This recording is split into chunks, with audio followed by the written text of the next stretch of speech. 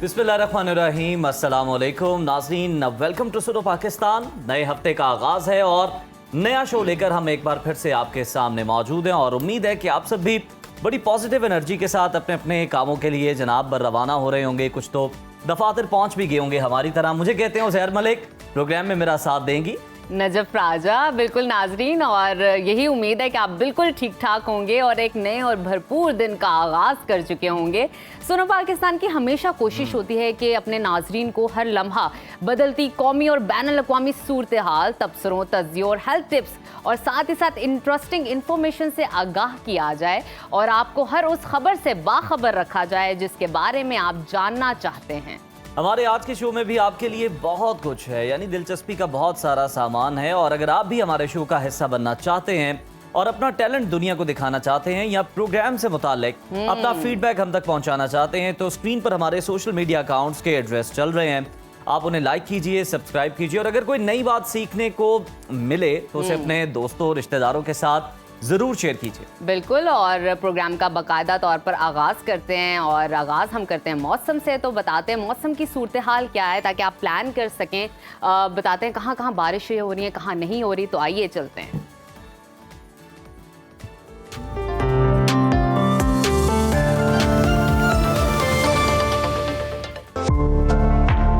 मुल्क के बेशतर इलाकों में मतला अबर आलूद है। खैबर पख्तूनख्वा, पंजाब और कश्मीर में काली घटाएं छाई हुई हैं। बलूचिस्तान और अंदरूनी सिंध के अजला में आंधी के झक्कड़ चलने से गर्मी की शिद्दत में कमी हुई है। महकमा मौसमियात ने मुल्क के अक्सर इलाकों में आज 5 मई तक बारिशों की पेशगोई कर रखी है। इस वक्त मुख्तलिफ शहरों में मौसम की क्या सूरत हाल है, आइए जानते हैं। सबसे पहले जिक्र करते हैं हमेशा की तरह गिलगित बल्तिस्तान का, जहां बेशतर इलाकों में मतला अबर आलूद है।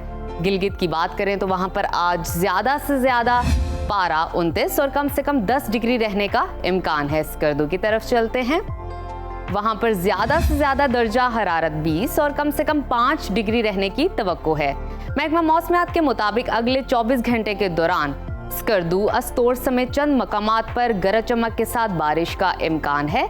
नजर डालते हैं आज़ाद कश्मीर के मौसम पर,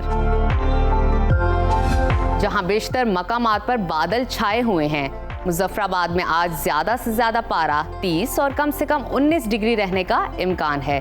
श्रीनगर की तरफ चलते हैं, वहां पर आज ज्यादा से ज्यादा दर्जा हरारत 23 और कम से कम 12 डिग्री रहने की तवक्को है।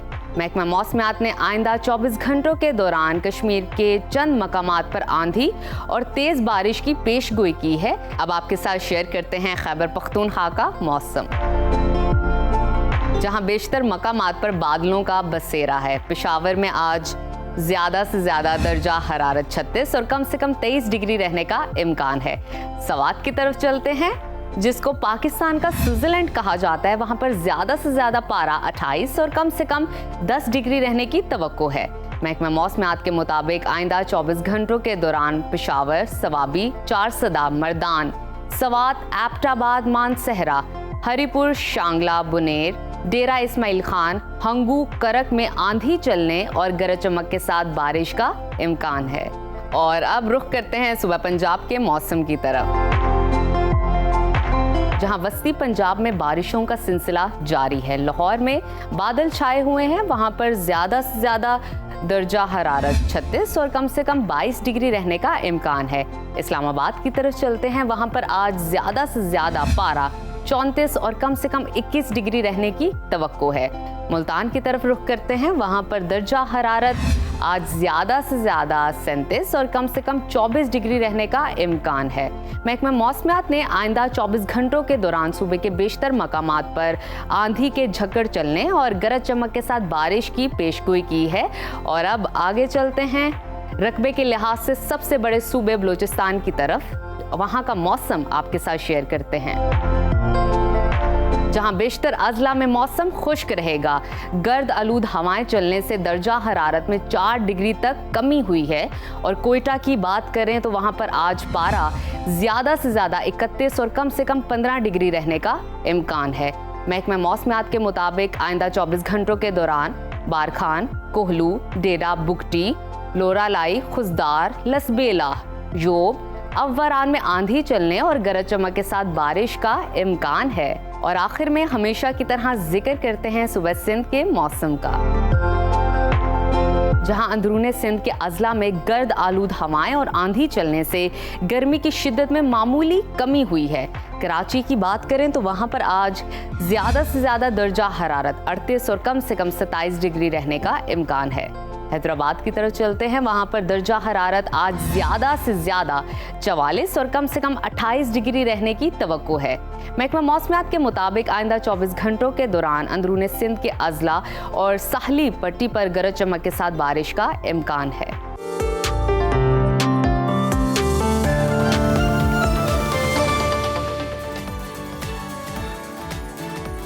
प्रोग्राम में आगे बढ़ते हैं और आपको बताते हैं कि भारतीय जंगी जुनून है कि थमने का नाम नहीं ले रहा।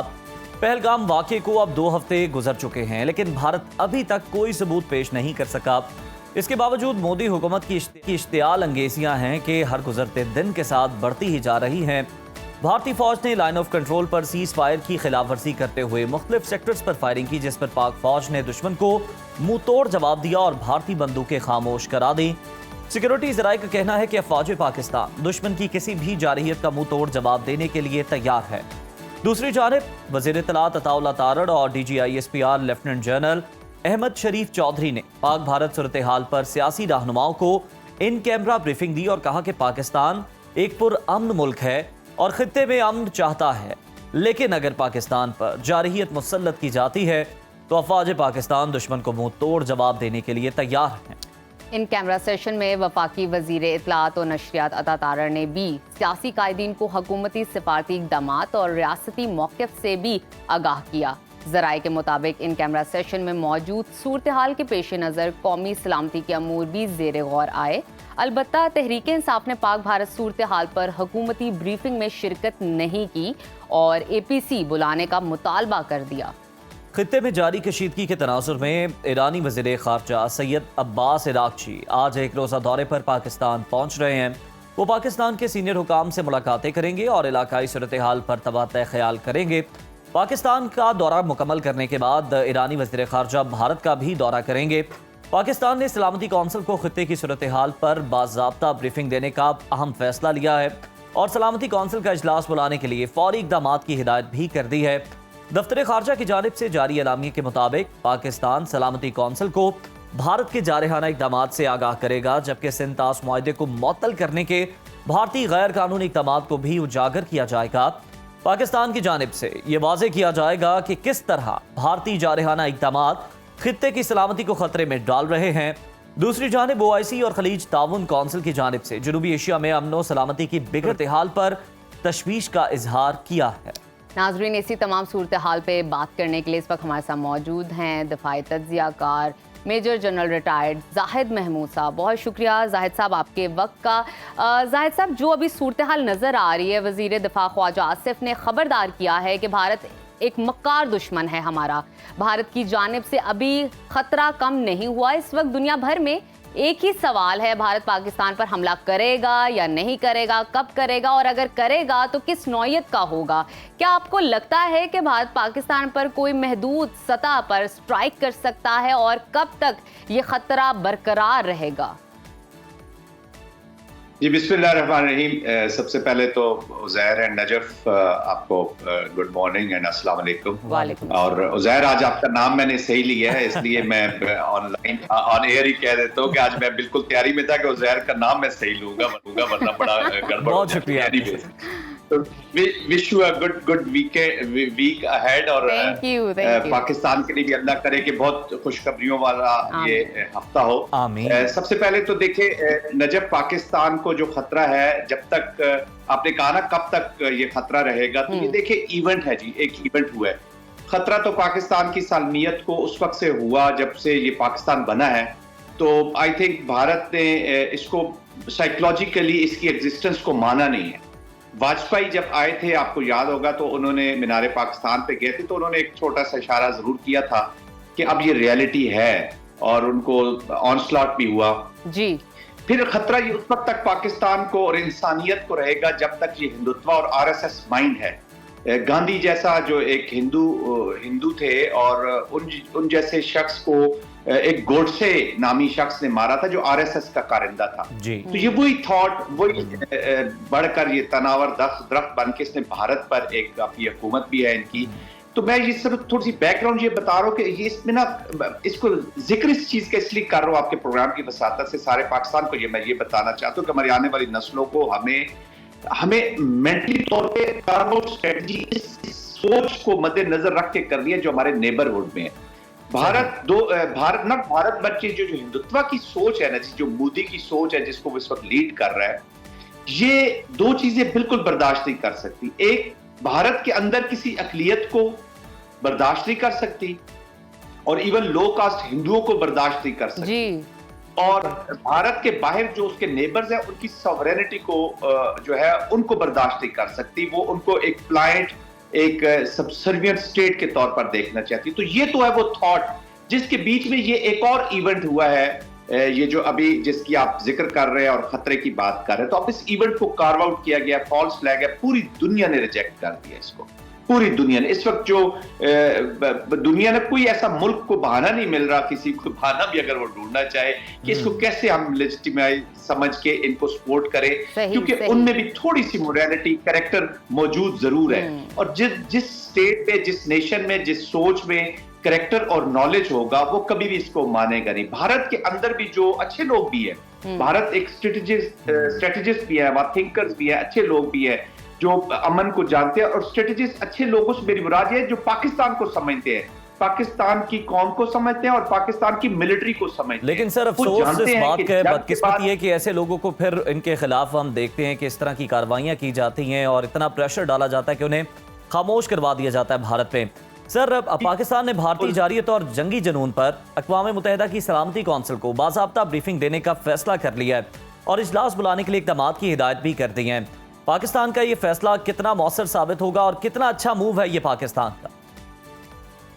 This is a very good move, but Uzair quickly जो आपका वो एक्चुअली मैं वो एक एनवायरनमेंट बयान करता है, कैन अंडरस्टैंड के टाइम कम है, लेकिन ये कब हमला करेगा क्या नहीं करेगा, जब तक ये अभी एक आईपीएल भी चल रहा है, कुछ लोग उनको समझा रहे हैं कि पाकिस्तान से साथ जंग जो है वो खतरनाक है। But having said that, they can do anything, जो मैंने पूरा बैकग्राउंड बयान किया, जब तक ये माइंडसेट बैठा हो। तो हमें अब तैयार रहना चाहिए 24/7 and for the future also.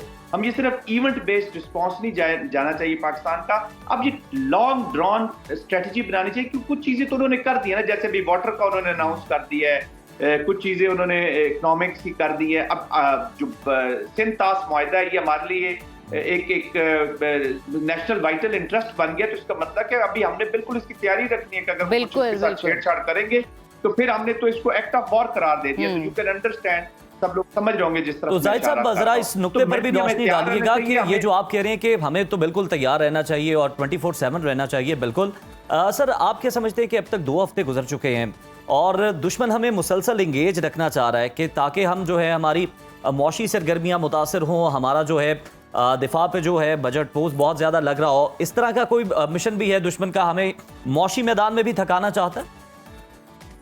जी बिल्कुल थकाना चाहता है। प्रोट्रैक्टेड देखे ना, प्रॉक्सी उसने कर रहा है हमारे खिलाफ, और कब से कर रहा है। हमारी थोड़ी सी गलती ये है कि हम उसको उस तरीके से उजागर नहीं करते। जैसे जाफर एक्सप्रेस, कुलभूषण के बाद जो इंसिडेंट हुए वो दुनिया को सारों को पता तो जरूर है, लेकिन हम थोड़ा सा रिलैक्स हो जाते हैं। ये कॉन्टिन्यूस प्रोसेस है, एवरी डे प्रोसेस है विद द इवॉल्विंग सिचुएशन। हमने अब इस प्रॉब्लम हमारी ये है कि बहुत ही मैं वो अल्फाज यूज नहीं करना चाहता, मतलब कमीने दुश्मन से एक पाला पड़ गया। जितनी निचली सतह पे वो लोग चले जाते हैं कि जो जाहिद साहब ये बात तो आपने बड़ी बेहतरीन की है, साथ ही साथ छोटी सोच और निचली सतह की बातें करते हैं। साथ ही साथ आपने बड़ा जो प्रोग्राम का आगाज़ है, जो प्रेम्बल सेट किया, वो बड़ा बेहतरीन अंदाज में किया। इसी के तनाजुर में बात करना चाहूँगी। खित्ते की संगीन सूरत हाल तो है, ईरान भी मुतहर्रिक हो गया है। ईरानी वज़ीर ख़ारजा आज पाकिस्तान का दौरे पर पहुंच रहे हैं और कल वो भारत जाएंगे। ईरानी वज़ीर ख़ारजा का पाकिस्तान और भारत का दौरा किस हद तक खित्ते में कशीदगी कम करने में मददगार साबित हो सकता है?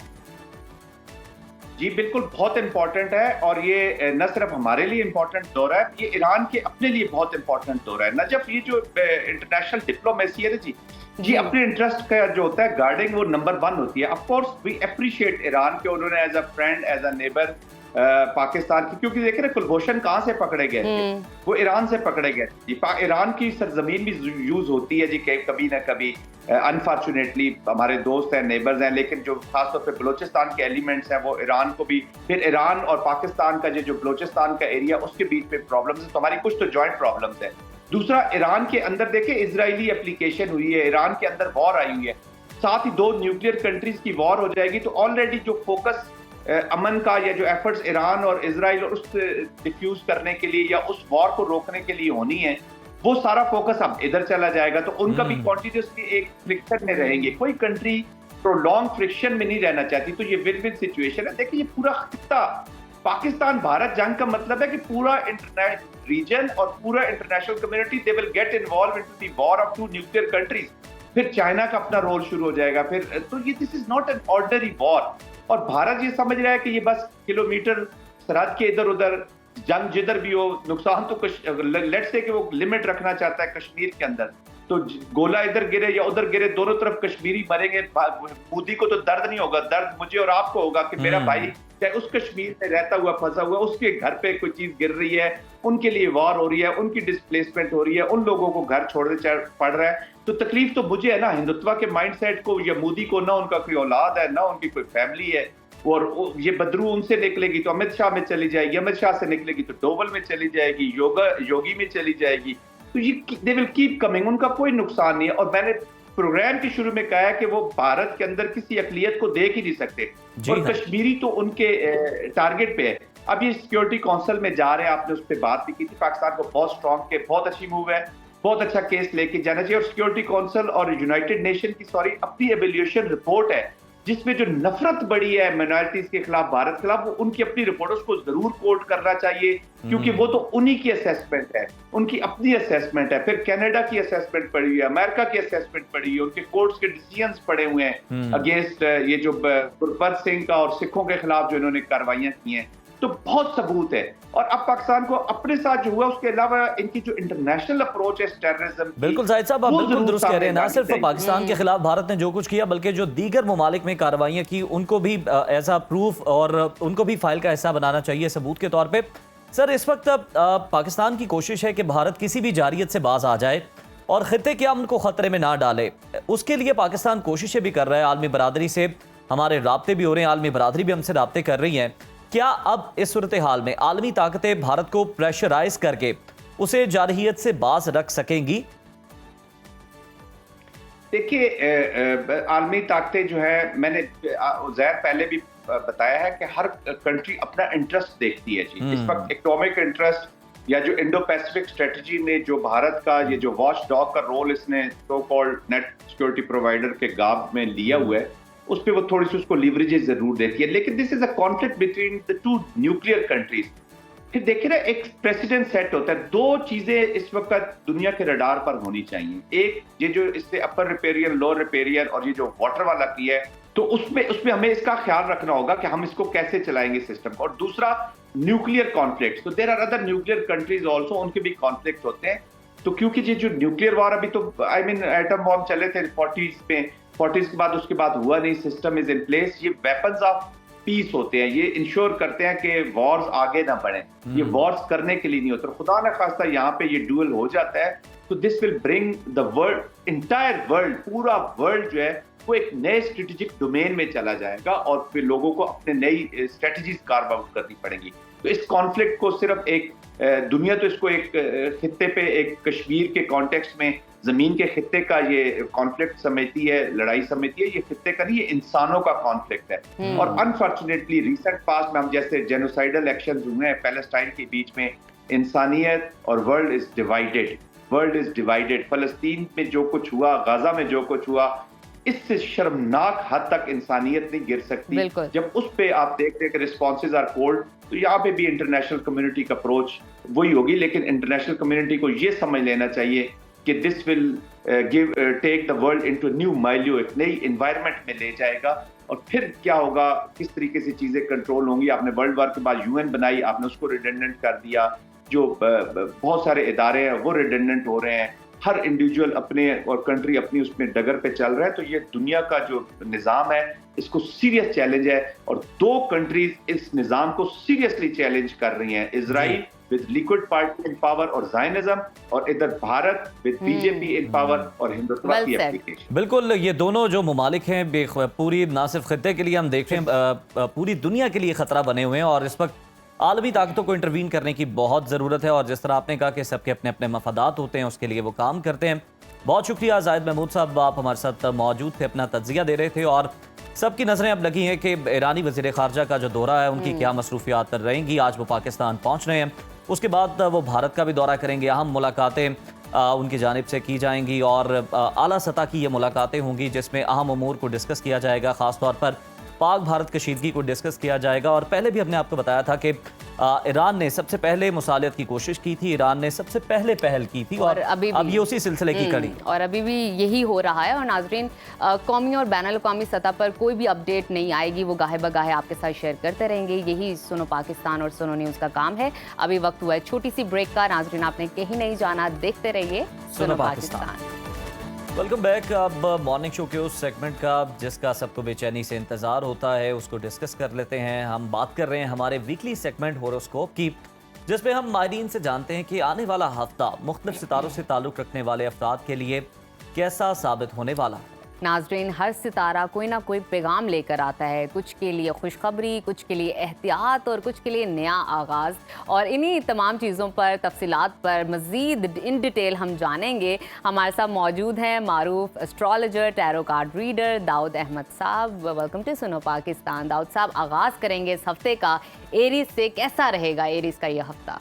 बहुत शुक्रिया। ये वीक बहुत अहम तब्दीलियां लेकर आया है तमाम स्टार्स के लिए। अच्छा। और स्टोरी ऑफ द वीक के साथ साथ आपका job, business, career, marriage, health, education, travel और पढ़ने के लिए अमल भी बताया जाएगा। Story of the week, Aries वालों के इस वीक की स्टोरी ऑफ द वीक की बात करूं तो एरीज वाले इस वीक में बड़ी खबर है, राब्ते हैं, कम्युनिकेशन है, बट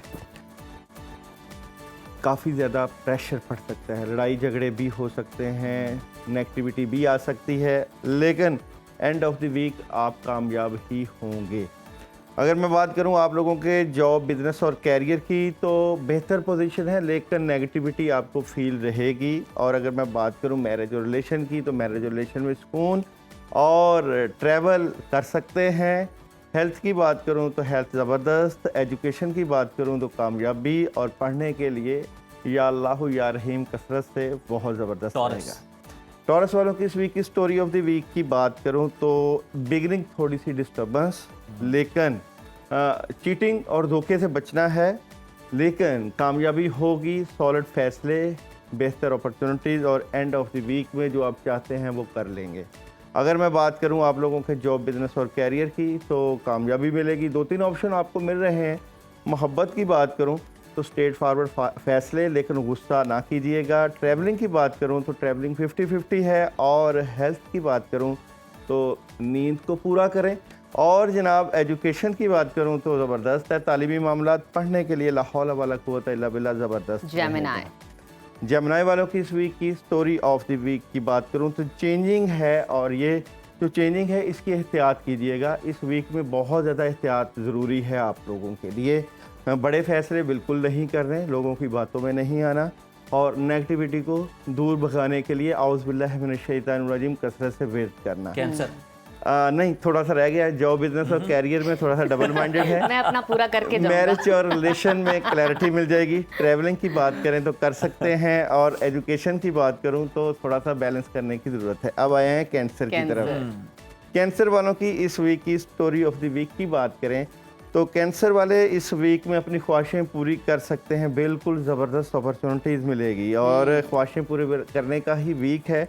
अगर मैं बात करूं, किंग ऑफ कप भी है, और हालात को बेहतर करने के लिए काफ़ी ज़्यादा मौके भी मौजूद हैं आप लोगों के लिए इस वीक में। जैसे कि अगर जॉब और बिज़नेस की बात करूं तो देखें आपके हालात बहुत अच्छे हो सकते हैं, पैसे आ सकते हैं। मोहब्बत में भी नई शुरुआत है, ट्रैवल आप कर सकते हैं, हेल्थ आपकी ज़बरदस्त है, एजुकेशन में भी कामयाबी है और पढ़ने के लिए आप लोग आइसक्रीमा इस वीक में ज़्यादा से ज़्यादा बिल्कुल जी, मुझे तो लगता है इस हफ्ते ना मुझे डॉज मिलने वाले, जिस तरह अभी एक दिया ना, अभी लास्ट पे अमल बताया, इससे पहले वाले में पहले अमल बता लियो की तरफ चलते हैं। लियो वालों की इस वीक की स्टोरी ऑफ द वीक की बात करें तो लियो वाले इस वीक में डिटर्मिनेशन बहुत ज़बरदस्त है, कुछ बढ़िया करने की कोशिश और सुस्ती ना दिखाइए, काम काफ़ी ज़्यादा है, प्रेशर ना लीजिए, प्रेशर आपके कामों में आपको डिस्टर्ब कर सकता है। और जॉब और बिजनेस में कोई डिसीजन ले रहे हैं, फैसला कर रहे हैं।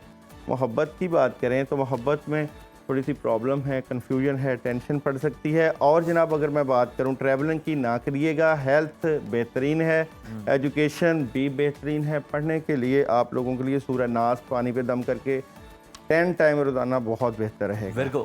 विर्गो वालों की इस वीक की स्टोरी ऑफ द वीक की बात करें तो विर्गो वाले इस वीक में काफ़ी ज़्यादा भारी जिम्मेदारियां देखेंगे। आपकी मामलात से मुतल्लिका बड़ी तब्दीली और चेंजिंग है, ये चेंजिंग आपके हक़ में भी हो सकती है। काफ़ी बड़े फैसले, जॉब बिज़नेस की बात करूं तो जॉब और बिज़नेस में भी आपको अच्छी खबरें मिल सकती हैं। मोहब्बत की बात करूं, मोहब्बत में भी कामयाबी है आपको। ट्रैवल आप कर सकते हैं। हेल्थ की बात करूं तो हेल्थ वॉक कर रहे हैं, खाना पीना बड़ा ज़बरदस्त है। एजुकेशन तलबा तलबात के लिए प्रॉब्लम का बायस और पढ़ने के लिए बिस्मिल्लाहिर्रहमानिर्रहीम कसरत से पढ़ना बड़ा ज़बरदस्त रहेगा। लिब्रा वालों की इस वीक की स्टोरी ऑफ द वीक की बात करूं तो लिब्रा वाले इस वीक में गिव एंड टेक पे चलेंगे, लेकिन आपको ज़रूर एहतियात करनी चाहिए। कई मामला से मुतल्लिका आपको शायद समझ ना लगे कि किस तरह फ़ैसले करने हैं, उसके लिए आप किसी से मशवरा कर लें।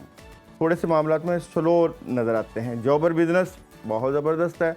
और जनाब यहाँ पे बात करें आप लोगों की मोहब्बत की, उसमें भी कामयाबी मिल सकती है। ट्रैवल आप कर सकते हैं। हेल्थ आप लोगों की नहीं सही, सेहत का ख्याल करना है। एजुकेशन में आप बेहतर हैं और पढ़ने के लिए आयतल कुर्सी 2 मरतबा पानी पे दम करके ज़रूर पी लीजिएगा। स्कॉर्पियो वालों की इस वीक की स्टोरी ऑफ द वीक का इब्तदा करें तो थोड़ा सा दिल टूटे के साथ इस वीक को आप चलाएंगे। डिसहार्ट नज़र आते हैं और यहाँ पे मामलात में थोड़ी सी सुस्त रवि हो सकती है, लेकिन एंड ऑफ द वीक में कामयाबी आप ज़रूर समेटेंगे। अगर मैं बात करूँ आप लोगों के जॉब बिज़नेस और कैरियर की तो पुराने काम हो सकते हैं।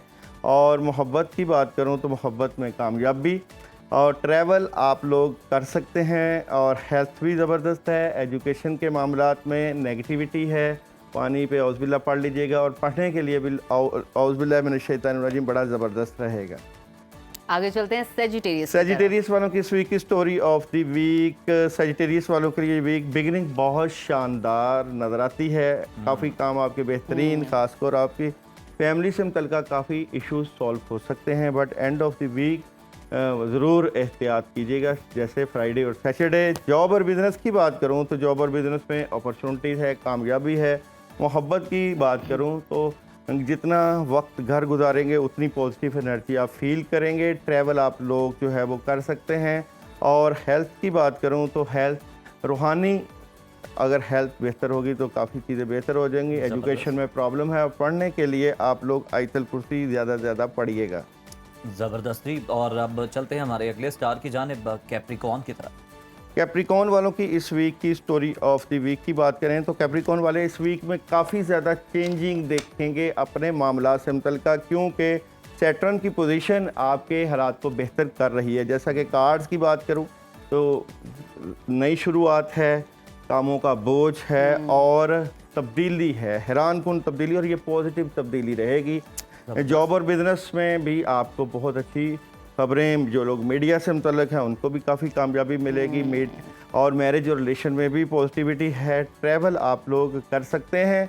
हेल्थ की बात करूं तो गुस्सा सेहत को ख़राब कर सकता है। एजुकेशन भी ज़बरदस्त है और पढ़ने के लिए आप लोग या रहीम या करीम का वेट कर सकते हैं। एक्वेरियस वालों की इस वीक की स्टोरी ऑफ द वीक की बात करें तो एक्वेरियस वाले कुछ बढ़िया भी कर रहे हैं, लेकिन इस वीक की एहतियात ये है कि अपनी बातें अपने तक रखिएगा। जिस तरह आप जियो और जीने दो पे चलते हैं उसमें कामयाबी मिलेगी। जॉब और बिजनेस एहतियात कुछ समय नहीं लगेगी।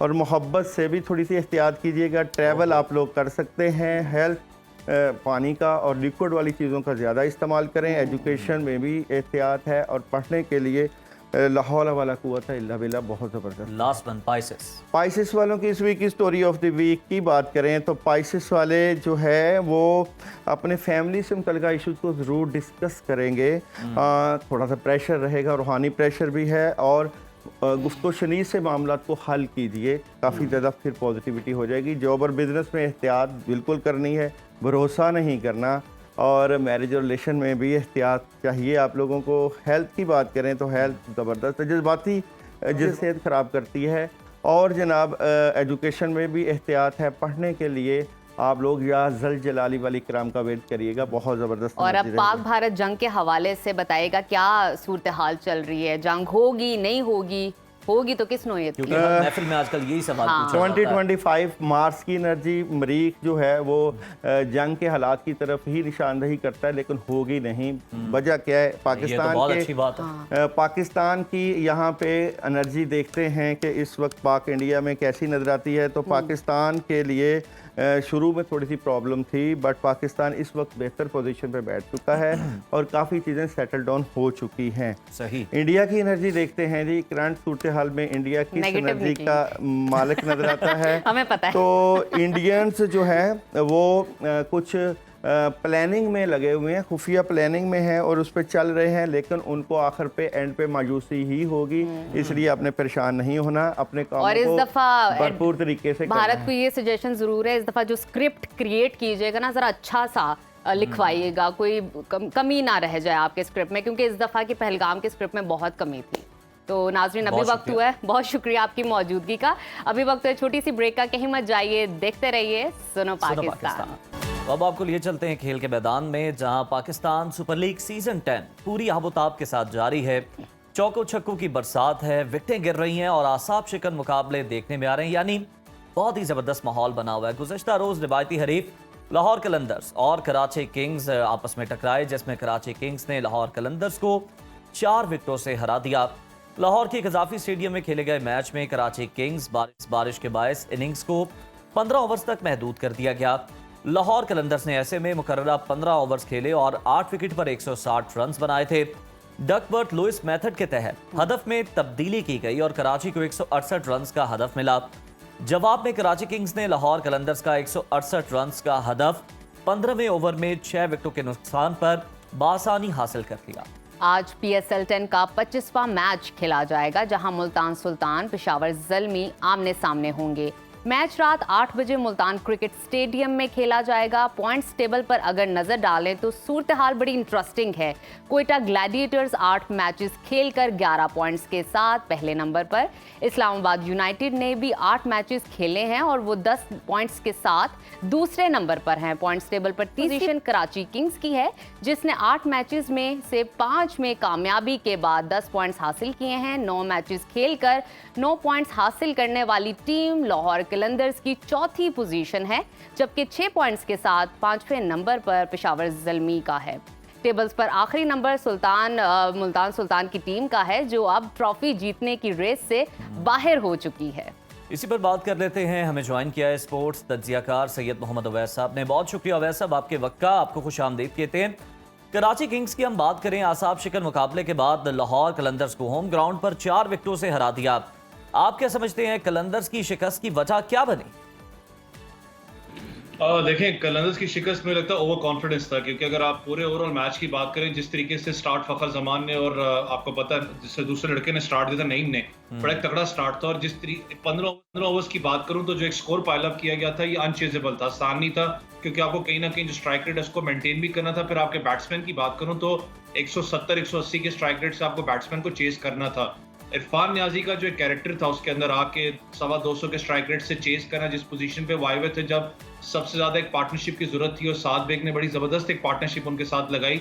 एक बड़ा एक आउटस्टैंडिंग परफॉर्मेंस आपको नजर आई। लेकिन लाहौर की बात करें, शाहीन की बात कर लूं, हारिस रौफ की बात करूं, कल बिल्कुल आपको नजर आया वेवर्ड, उनको समझ में नहीं आ रही थी जिस वक्त मार पड़ी, क्योंकि 41 और 40 रन दोनों बॉलर्स ने खाए हैं, जो कि शायद मैं कहता हूं डाउनफॉल था लाहौर के अंदर के लिए। लेकिन लाहौर के अंदर लाहौर को हराना ये बहुत बड़ी एक अचीवमेंट थी कराची किंग्स के लिए। डेविड वार्नर भी आपको पता है प्रेस कॉन्फ्रेंस में बात कर चुके हैं कि मैं थोड़ा सा हैरान था अपना शाहीन शाह अफरीदी की बात पे कि यहाँ पर बॉल थोड़ा टर्न होगा, लेकिन आज सच को टर्न हमें नजर नहीं आया। ज्यादा बेल्टर विकेट आपको नजर आई है, लेकिन फिर मैंने कहा इंटेंट बड़ी जरूरी थी। जिस तरीके से कराची किंग्स इस मैच के अंदर इंटेंट से गया। डेविड वार्नर की आप बात करें, उन्होंने जो स्टार्ट दिया था 25-26 रन का, वो एक अच्छा इंटेंट आपको, जो पेस जो एक था वो आपको मिली है यहाँ पर। लेकिन आने वाले टाइम के लिए मैं कहता हूँ कराची के लिए जीत बड़ी इंपॉर्टेंट है, जिस तरीके से वो जीता है। बिल्कुल ठीक। अवैस, आपसे जानना चाहूँगी कि पेशावर ज़ल्मी की परफॉर्मेंस तवक्कुआत से कम रही है, हम ये देख सकते हैं, और कप्तान बाबर आजम की अगर फॉर्म देखें तो उस पर भी काफ़ी सवालात उठाए जा रहे हैं। आप समझते हैं कि ज़ल्मी अब टूर्नामेंट में वापस आ सकती है या इनका सफ़र जो है ख़त्म हो चुका है?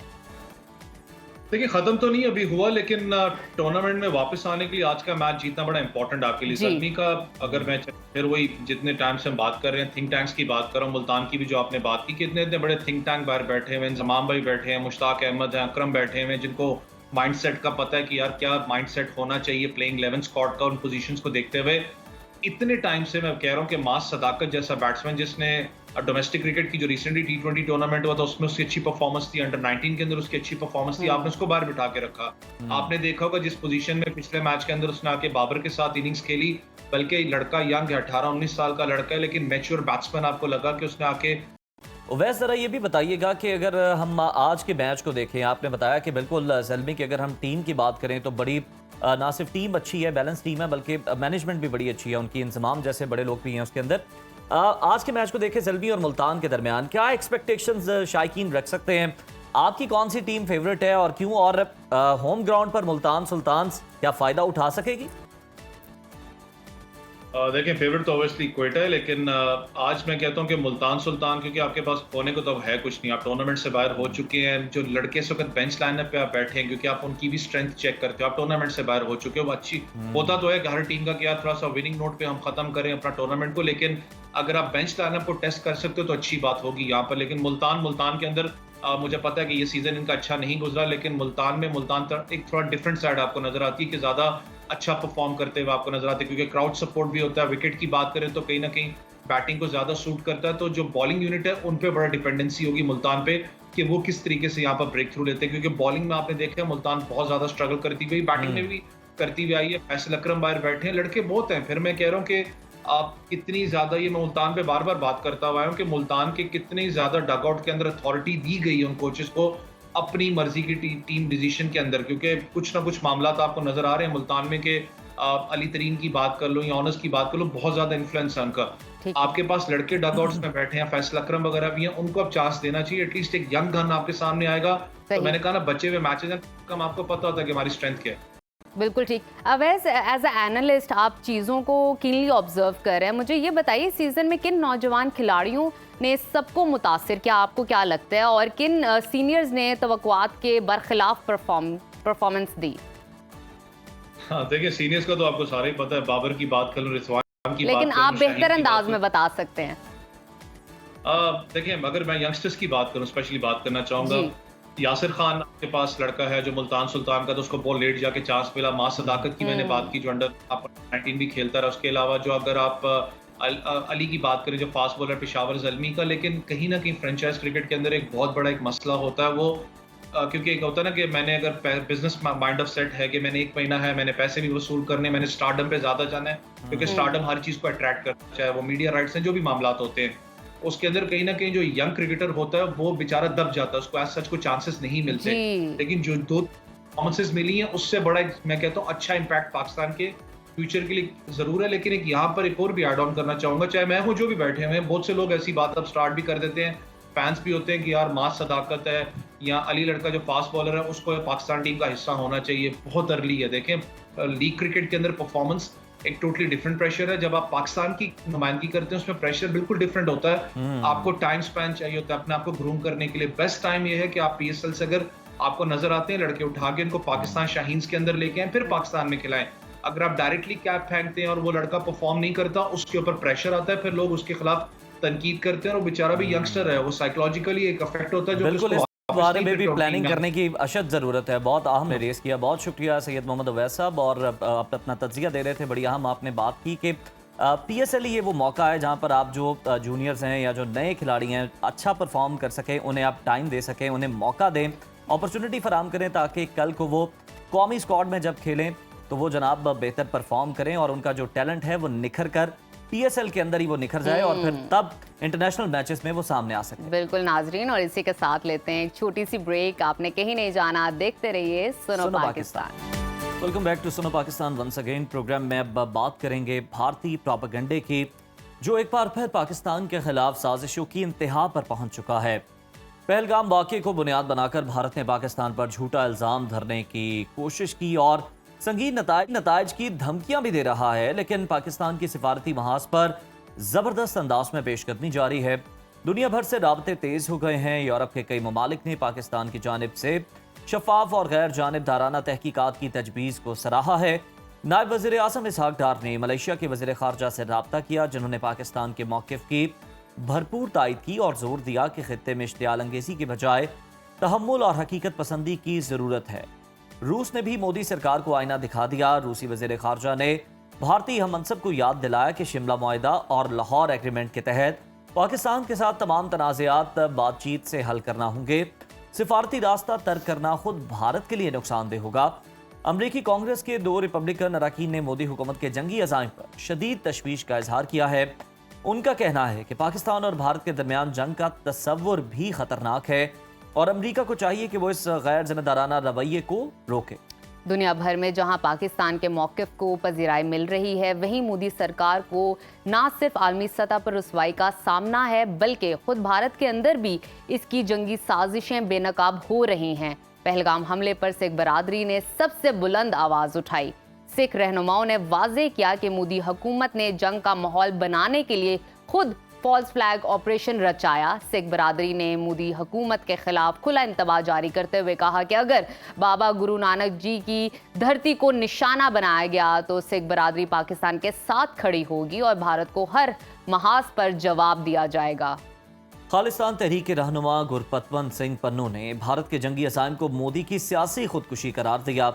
उनका कहना है कि भारतीय फौज के अंदर मौजूद सिख जानते हैं कि असल दुश्मन पाकिस्तान नहीं बल्कि दिल्ली का जाबिराना निज़ाम है, जो सिखों को दूसरे दर्जे का शहरी समझता है। गुरपतवंत पन्नू ने यह ऐलान किया कि अगर भारत ने पंजाब से पाकिस्तान पर हमला किया तो सिख भारत के खिलाफ पहली दिफाई लाइन बनेंगे। उन्होंने खबरदार किया कि मोदी की जंग न सिर्फ भारत की शिकस्त होगी बल्कि उसकी तकसीम का आगाज भी होगा। नाज़रीन, इसी तमाम सूरत हाल पे बात करने के लिए हमारे साथ मौजूद हैं खालिस्तान तहरीक के रहनुमा गुरपतवंत सिंह पन्नू साहब। सिंह साहब, बहुत शुक्रिया आपके वक्त का। आपसे जानना चाहूँगी, भारत और पाकिस्तान के दरमियान कशीदगी एक बार फिर अरूज पर है। पहलगाम हमले के फौरन बाद बगैर किसी तहकीकात के भारत ने इल्ज़ाम पाकिस्तान पे धर दिया, जबकि पाकिस्तान ने इसे मुनज़्ज़म फॉल्स फ्लैग ऑपरेशन करार दिया है। आप इस हवाले से क्या कहेंगे और आपकी क्या राय है? सुनो पाकिस्तान वेखन वाले मेरे सारे भरावां नूं वाहेगुरु जी का खालसा वाहेगुरु जी की फतेह। देखो, पहलगाम जिहड़ा है वो नरेंद्र मोदी दी गवर्नमेंट हिंदुस्तान ने उस वक्त कीता जदों अमेरिका दा वाइस प्रेजिडेंट JD वैंस उत्थे पहुंचिया सी। It is a false flag operation. Pakistan government and Pakistan army should not ask for investigation, they should ask for evidence. उन्होंने इन्वेस्टिगेशन की मंग नहीं करनी चाहिए। खुलेआम इंटरनेशनल अरीने च बैठ के कहा जी सबूत दिओ कि पाकिस्तान ने पहलगाम दे विच हिंदू किवें मारे है, क्योंकि ये मैं तुहानू दस सकदा, चाहे कश्मीरी फ्रीडम फाइटर्स है जां पंजाब दे विच आज़ादी की मुहिम चली है, कोई भी आज़ादी जिहड़ी है आम इंसान नू उत्थों दे इंसानां नू मार के आज़ादी नहीं मिल सकती, ना कदी किसी ने लई है। इहदे च देखना who benefits from Pahalgam. The only person, the only party जिसनू बेनीफिट हुंदा है वो है शैतान नरेंद्र मोदी, वो है भारतीय हुकूमत, वो है हिंदुस्तान, जो इस वक्त इल्जाम जिहड़ा है वो पाकिस्तान नू एक अतवादी मुल्क बनाउण वास्ते to corner them, to alienate them and to label them as a sponsors of terrorism. पर इस पहलगाम हमले दे विच जिहड़ी बैकग्राउंड है ਉਹਦੇ ਵਿੱਚ ਇੱਕੋ ਇੱਕ biggest exporter of international terrorism the world knows right now, America knows, Canada knows, that is Narendra Modi's government, that is Hindustan। Sir, Pahalgam हमले पर भारतीय सिक्योरिटी इदारों के कई साबिक अफसरान ने खुद मोदी हुकूमत पर भी उंगली उठाई है। दूसरी जानिब पाकिस्तान के पास भारत की दहशतगर्दी के सबूत भी मौजूद हैं, जिन्हें अक़वाम मुत्तहिदा समेत आलमी फोरम्स पर पेश भी किया जा चुका है। क्या आप समझते हैं कि सबूत देना काफ़ी है, या आप समझते हैं कि पाकिस्तान को भारत के रियासती दहशतगर्द नेटवर्क को बेनकाब करने के लिए एक जारहाना सिफारती और कानूनी मुहिम चलाने की ज़रूरत है? देखो, ਜਦੋਂ ਦੁਸ਼ਮਣ ਤੁਹਾਡਾ ਨਰਿੰਦਰ ਮੋਦੀ ਹੋਵੇ, ਦੁਸ਼ਮਣ ਤੁਹਾਡਾ ਹਿੰਦੁਸਤਾਨ ਹੋਵੇ, ਤਾਂ ਸਭ ਤੋਂ ਪਹਿਲੀ ਜ਼ਰੂਰੀ ਗੱਲ ਸਮਝਣੀ ਇਹ ਹੈ ਕਿ ਨਰਿੰਦਰ ਮੋਦੀ ਦੀ ਹਕੂਮਤ ਅੱਜ ਹੈ। ਇੱਕ ਲੈਫਟ ਰਾਈਟ ਵਿੰਗ ਹੁੰਦਾ ਜਿਹੜਾ ਹਮੇਸ਼ਾ ਇਹ ਕਹਿੰਦਾ ਜੀ ਇਹ ਆਰਐਸਐਸ ਬੀਜੇਪੀ ਹਿੰਦੂਤਵਾ ਦਾ ਏਜੰਡਾ ਹੈ, ਜੇ ਇਹ ਚੇਂਜ ਹੋ ਜਾਏਗਾ ਤੇ ਕਾਂਗਰਸ, ਆਮ ਆਦਮੀ ਪਾਰਟੀ ਜਾਂ ਜਿਹੜੇ ਕਾਮਰੇਡਸ ਹੈ, ਕਮਿਊਨਿਸਟ ਹੈ, ਉਹ ਆ ਜਾਣਗੇ, ਫਿਰ ਸਭ ਕੁਝ ਠੀਕ ਹੋ ਜਾਏਗਾ। ਪਰ ਤਾਂ ਸਭ ਤੋਂ ਜ਼ਿਆਦਾ ਸਿੱਖਾਂ ਦੀ ਕਤਲੋਗਾਰਤ, ਮੁਸਲਮਾਨ ਭਰਾਵਾਂ ਦੀ ਕਤਲੋਗਾਰਤ, ਸਿੱਖਾਂ ਦੀ ਨਸਲਕੁਸ਼ੀ ਜਿਹੜੀ ਹੈ ਉਹ ਮੋਦੀ ਦੇ ਆਉਣ ਤੋਂ ਪਹਿਲਾਂ ਹੀ ਹੋਈ ਹੈ। ਪਾਕਿਸਤਾਨ ਦੀ ਹੋਂਦ ਨੂੰ ਖਤਰਾ ਹੈ। ਪਾਕਿਸਤਾਨ ਦੀ ਹੋਂਦ ਨੂੰ ਖਤਰਾ ਸਿਰਫ ਨਰਿੰਦਰ ਮੋਦੀ ਦੀ ਸਰਕਾਰ ਤੋਂ ਨਹੀਂ ਹੈ, ਇਸ ਹਿੰਦੁਸਤਾਨ ਦੇ ਸਿਸਟਮ ਤੋਂ ਹੈ ਜਿਹੜਾ ਕਿ ਪਿਛਲੇ 70 ਸਾਲ ਤੋਂ ਪਾਕਿਸਤਾਨ ਦੀ ਹੋਂਦ ਨੂੰ ਖਤਮ ਕਰਨ ਤੇ ਲੱਗਾ। 1971 ਦੇ ਵਿੱਚ ਉਹਨਾਂ ਨੇ ਪਾਕਿਸਤਾਨ ਦਾ ਇੱਕ ਮੁੱਖ ਅੰਗ ਬੰਗਲਾਦੇਸ਼ ਤੋੜ ਦਿੱਤਾ। ਉਸਥੋਂ ਸਬਕ ਸਿੱਖਣ ਦੀ ਜ਼ਰੂਰੀ ਹੈ। History should not repeat itself. Do not underestimate the Indian Army's strength right now, our strategy. Pakistan should go not passively but actively with the full throttle diplomatically and militarily. सही, बिल्कुल ठीक। सर, आप ये बारहा कह चुके हैं कि भारतीय फौज में सिख सिपाही जानते हैं कि उनका असल दुश्मन पाकिस्तान नहीं बल्कि भारतीय रियासती फस्तायत है। भारतीय रियासती और इनके इदारे अक़लियतों के साथ कौन सा सबसे बड़ा जुल्म रवा रखे हुए हैं जो इन्हें भारत से आज़ादी की तरफ धकेल रहे हैं? ਸਿੱਖ ਫੌਜੀਆਂ ਨੂੰ ਜਿਹੜੇ ਇਸ ਵਕਤ ਭਾਰਤੀ ਫੌਜ ਦੇ ਵਿੱਚ, ਹਿੰਦੁਸਤਾਨ ਦੀ ਫੌਜ 'ਚ ਹੈ, ਅਸੀਂ ਉਹਨਾਂ ਨੂੰ ਪਿਛਲੇ 10 ਦਿਨਾਂ ਤੋਂ ਲਗਾਤਾਰ ਇੱਕ ਮੁਹਿੰਮ ਚਲਾਈ ਹੋਈ ਹੈ। ਇੱਕ ਮੈਸੇਜਿੰਗ ਕਰਦੇ ਪਏ ਆ, ਉਹਨਾਂ ਦੇ ਪਰਿਵਾਰਾਂ ਨੂੰ ਕਰਦੇ ਪਏ ਆ ਕਿ ਪਾਕਿਸਤਾਨ ਜੋ ਸਾਡੇ ਲਈ ਇੱਕ ਪਾਕ ਜਗ੍ਹਾ ਹੈ, ਪਾਕਿਸਤਾਨ ਜੋ ਗੁਰੂ ਨਾਨਕ ਸਾਹਿਬ ਦਾ ਜਨਮ ਸਥਾਨ ਹੈ, ਪਾਕਿਸਤਾਨ ਜਿਹੜਾ ਸਿੱਖ ਧਰਮ ਨੂੰ ਇੱਕ ਅਲੱਗ ਧਰਮ ਮੰਨਦਾ ਹੈ, ਪਾਕਿਸਤਾਨ ਜਿੱਥੇ ਸਿੱਖ ਧਰਮ ਮਹਿਫੂਜ਼ ਹੈ ਜੀ, ਉਹ ਤੁਹਾਡਾ ਦੁਸ਼ਮਣ ਨਹੀਂ ਹੈ। ਤੁਹਾਡਾ ਦੁਸ਼ਮਣ ਹੈ ਭਾਰਤੀ ਹੁਕੂਮਤ, ਤੁਹਾਡਾ ਦੁਸ਼ਮਣ ਹੈ ਭਾਰਤੀ ਸਿਸਟਮ, ਤੁਹਾਡਾ ਦੁਸ਼ਮਣ ਹੈ ਭਾਰਤੀ ਫੌਜਾਂ ਜਿਨ੍ਹਾਂ ਨੇ ਜੂਨ 1984 ਦੇ ਵਿੱਚ ਦਰਬਾਰ ਸਾਹਿਬ ਦੇ ਉੱਤੇ ਹਮਲਾ ਕੀਤਾ, ਅਕਾਲ ਤਖਤ ਸਾਹਿਬ ਢਹਿ ਢੇਰੀ ਕੀਤਾ, ਨਵੰਬਰ 1984 ਵਿੱਚ ਸਿੱਖਾਂ ਦੀ ਨਸਲਕੁਸ਼ੀ ਕੀਤੀ, ਸਿੱਖਾਂ ਦੀ ਵਿਧਵਾ ਕਾਲੋਨੀ ਬਣਾਈ। ਔਰ ਇਹ ਜੰਗ ਜਿਹੜੀ ਹੈ ਸਿੱਖ ਤੇ ਭਾਰਤ ਦੇ ਵਿੱਚ ਸ਼ੁਰੂ ਹੁੰਦੀ ਹੈ 1950 ਤੋਂ, ਜਦੋਂ ਭਾਰਤ ਦਾ ਸੰਵਿਧਾਨ ਸਿੱਖ ਧਰਮ ਨੂੰ ਹਿੰਦੂ ਧਰਮ ਦਾ ਹਿੱਸਾ ਦੱਸਦਾ ਹੈ। ਜਿਸ ਮੁਲਕ ਦੇ ਵਿੱਚ ਸਿੱਖ ਧਰਮ ਨੂੰ ਰੈਕੋਗਨਾਈਜ਼ ਨਾ ਕੀਤਾ ਜਾਏ ਔਰ ਉਸ ਨੂੰ ਲੇਬਲ ਕੀਤਾ ਜਾਏ ਐਜ਼ ਅ ਹਿੰਦੂ ਧਰਮ, ਉੱਥੇ ਸਿੱਖ ਤੇ ਹਿੰਦੁਸਤਾਨ ਤੇ ਭਾਰਤੀ ਅੱਡ ਲਾਈਨ ਤੇ ਚੱਲ ਚੁੱਕੇ ਹੈ। ਭਾਰਤੀ ਫੌਜਾਂ ਦੇ ਹੌਸਲੇ ਬਿਲਕੁਲ ਬੁਲੰਦ ਨਹੀਂ ਹੈ।